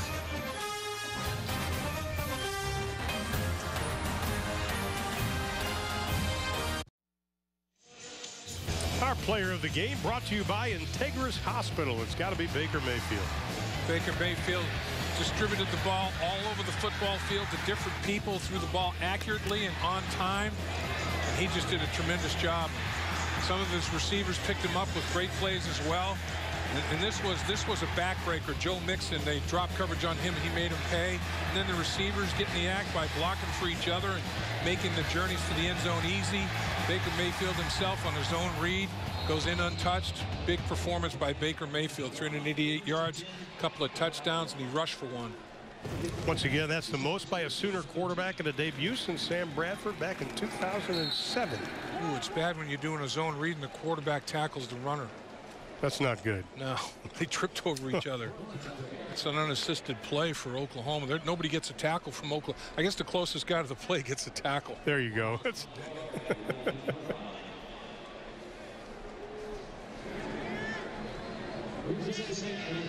Boy, I'll tell you, when you look at these Oklahoma athletes, They passed the eyeball test. Jerry Smith is doing a heck of a job. Boy, he does. In the weight room with these guys and the nutrition that they get. I mean, Oklahoma's state of the art in every way you can be. Well, Thomas Woodson is checked into the lineup as quarterback, the sophomore out of Monroeville, Pennsylvania, a suburb of Pittsburgh. And Woodson showing a little flash and dash, crosses the 30 up to the 32-yard line. He was a backup last season, had a couple of starts. Not a bad rusher, had 32 rushes for 131 yards last season. You know, Akron in the early, people are going to be deceived, 41-3 right now, but the halfway through the second quarter, this was anybody's football game, and Akron just could not get anything going offensively. Their defense was playing well, but the offense could never play complementary football. And you know, nobody knows it more than Coach Bowden right now.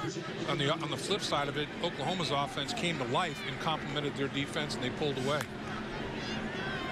Closing in on 3 minutes to play in the ball game. Akeem Lawrence, he's going to be stacked up on first down, and let's check in with Chad.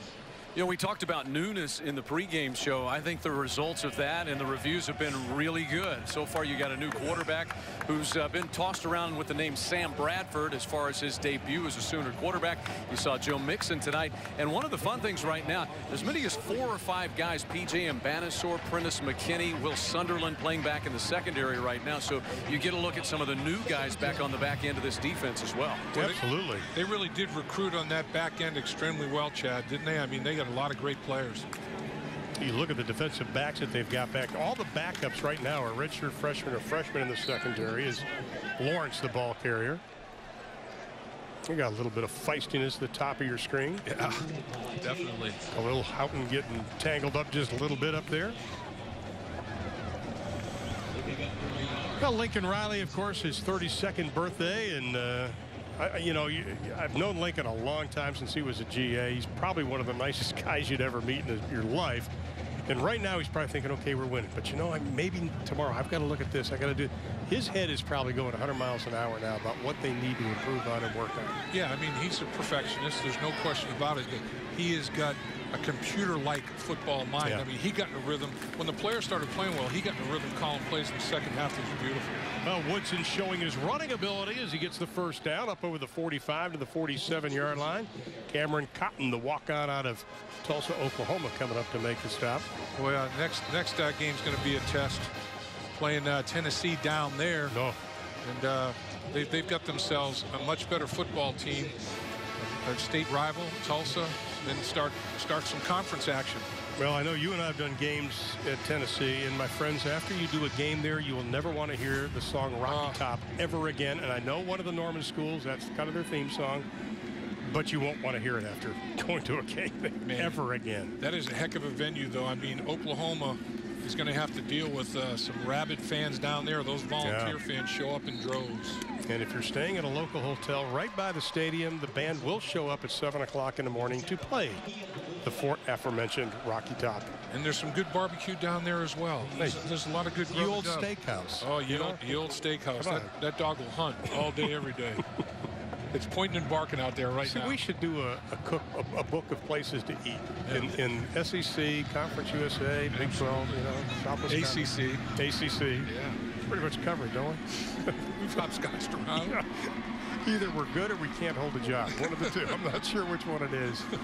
Second down and 4 for the Zips. Woodson airing it out near side, overthrows his intended receiver. As Anthony Young. Well, I can say that doing college football together, Ron, as long as we've been doing it, it's been nothing but a joy. Absolutely. And there's nothing better. And, you know, that's why Coach got back in the game. There's nothing better than the pageantry of college football on a Saturday or Friday night or Thursday, whatever it is now. But college football is an unbelievable experience for everybody involved. I mean, 21 years, or since 1995 for us. Bob Steinfeld, our producer, we started working with him in '96. Clay Armstrong was doing the old Big 8 Southwest Conference with me, and our director now, Clay Armstrong, and Doug Foster, the whole crew. We've been together a long time, and we're not only colleagues, but we're great friends, and I wouldn't want to do games with anybody but you guys. So it's been a heck of a ride. And that's going to end it. Bob Stoops, he may muster a smile. The over and under is not good on that, but he did win. open up the 2015 season with a 41-3 victory over Akron. A great second half for Oklahoma. And I think that was the key, where they finally put the penalties aside. And they finally got things going. Yeah, they took themselves off their schedule. And once you do that, they're a pretty good football team. You can't help the opponent. I don't care who the opponent is. They're good enough to bother you if you're your own worst enemy on an evening or an afternoon. And they finally shook the penalties away, and they started putting things together, and they really exploded in quarter number 3, and that was huge for them. And now the Sooners are 16-1 under Bob in home opener. They've won 10 in a row, and here's Chad with Bob Stoops. What a successful win for you guys tonight, Coach. Defense allows less than 100 yards passing. Let's start with them first. What pleased you most about that side of the ball? Yeah, just the overall discipline, communication. Guys were really, played the right technique, played well, and didn't have any, missed assignments. That goes a long way. Baker Mayfield's debut as your starting quarterback, 380 passing yards, really got things clicking late in that first half. What worked well for him? Yeah, just the execution really overall. Once we got into a little bit of a rhythm, we caught our stride, and the Baker can make all the throws. He's smart where he goes with the football, and I thought he did a really good job. Run game got going a little bit with Samaje and Joe Mixon using the backs out of the backfield. That part of the passing game started to evolve in that second half. Did you like that as well? Yeah, we needed to run it better. They kind of went into a front that we didn't spend enough time with, but no excuses. We've got to run it better than that. But those backs made a lot of nice plays, and Joe had the big passing play, so they were involved. All right, Coach, we appreciate it. All right, congratulations. Appreciate it. Focusing a lot on the offense, but we got to give kudos to Dominique Alexander. Great job tonight on the defensive side of the football. Yeah, Dominique Alexander, 10 tackles, a career high, 2.5 tackles for loss. I mean, he was very, very aggressive and played downhill all night. And here's Chad with Baker Mayfield. This is something that you dreamed of as a young boy growing up in Austin, being a Sooner, quarterbacking the Sooners. Did it live up to those dreams and expectations? It was good to get out here for the first time in front of a big crowd, but I mean, the score doesn't necessarily portray how we played. We started off pretty slow early. Got to work on that, but yeah, it was pretty fun getting out here for the first time. Yeah, what started working really kind of started to click the last 2 drives of the first half. What was different, or what started to work for you? We'll look back at on film. The first 5 drives, we had 1 play per drive that we shot ourselves in the foot. The first 2 were penalties, and then the other 2 were blocking. Just basically, it wasn't anything they were doing special. It was just we got to iron out our mistakes. Just get back to the basics and execute. They're showing some footage of you doing the gladiator dance right now. Is this a celebratory dance type mood for you? That's what they're telling me. I want the whip and the nay-nay is what I'm more familiar with. But is this a celebratory dance type situation for you? No, not exactly. I don't know what a gladiator dance is, but that's probably not happening. It's new. I think they're trying to invent it up in the booth. Oh, okay. Well, maybe it's working. They're showing it right now. It's what you're telling me what in my ear? It's what he did for who? Oh, the intro video, they're telling me. Oh, I hope they don't show that. Yeah. We'll make them take it off right now and let you get in there and enjoy things with your teammates. Congratulations, Baker. Thank you. Guys, back to you. All right, Chad, thank you very much. Great job by Baker Mayfield tonight, setting the record for a quarterback in his debut since Sam Bradford did it against North Texas. And our final numbers look like this. Sooners start out not good offensively. They still end up 539 total yards. Still going to run the ball, like Coach said, better than they did. Make some adjustments and get that done. They were minus in the turnover category. Don't want that. Neither team did well enough on 3rd down. A lot of things to work on. There are some coachable things, but when you win a game by 38 points and you put over 500 yards on the board and you still have things to talk about and coach up, not a bad night. And 4 of 13 on 3rd down, and I think that's something that the Sooners are going to really take a hard look, but they get the first win in the book, and that is usually kind of tough, and they were able to do it. Now they set their sights on the Tennessee Volunteers. Good win tonight for Oklahoma. Once again, our final score, the Sooners win it 41-3 over the Akron Zips from Gaylord Family Oklahoma Memorial Stadium. For Dave Lapham, Chad McKee, and our entire crew in Norman, Oklahoma, I'm Ron Thulin. Thanks so much for watching, and have a great football season, everybody.